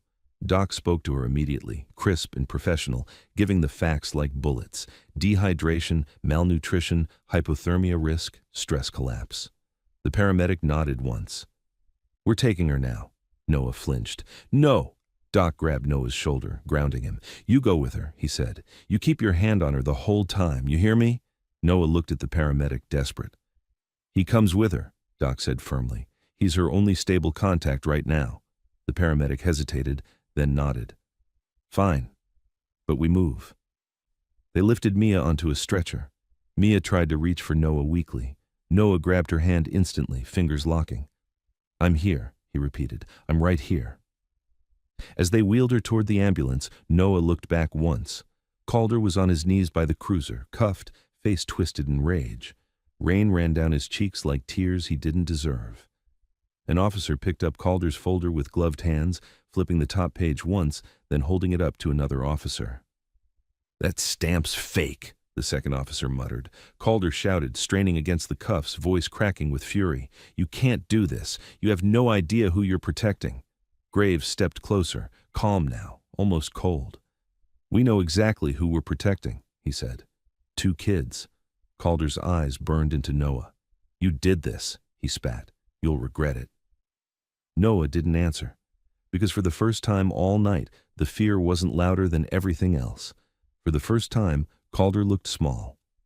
In the ambulance, Mia's breathing steadied under warm air and careful hands. Noah sat squeezed on the bench seat, still holding her fingers, still terrified that if he let go, the world would steal her again. Outside, through the rear window, he saw Graves standing in the rain under police lights, talking to an officer, gesturing to the body cam. He saw the woman, finally close enough to catch her face, watching the ambulance doors like she was guarding them with her eyes. He saw a Scarborough leaning on his bike, chest heaving, staring at the ground where the folder had fallen, like he wanted to set fire to the whole city. Then the ambulance doors shut. The lock clicked, and for once that sound didn't feel like a trap. It felt like a seal. Hours later, after warm blankets, after IV fluids, after Mia finally ate soft food without vomiting, after a nurse promised quietly that nobody was taking her anywhere tonight, Noah sat in a plastic chair in a hospital hallway with his shoes still muddy and his hands still shaking. A detective came out and crouched in front of him, not towering, not barking. "We ran Brent Calder," the detective said. "That's not his real position. He's not a licensed social worker. He's been using forged documents and fake liaison credentials." Noah's throat tightened. So he can't touch you," the detective said. "Not now, not after what we saw, not after what we recorded." Noah swallowed hard, eyes burning. "What about Mia? Where do they send her?" The detective hesitated, then said carefully, "We're arranging an emergency placement, a safe one, not back through the same chain." Noah didn't trust that word, safe, not from anyone in a uniform. Then Graves appeared at the end of the hallway. No leather cut now, just a plain dark shirt, hair wet, face tired in a way that looked older than it had in the yard. An officer walked with him, not cuffing him, not pushing, walking. Graves stopped in front of Noah, hands visible, posture calm. Noah stood up slowly, heart pounding. Graves didn't smile. He didn't soften his voice into something fake. He just said, "She awake?" Noah nodded, swallowing. "She ate."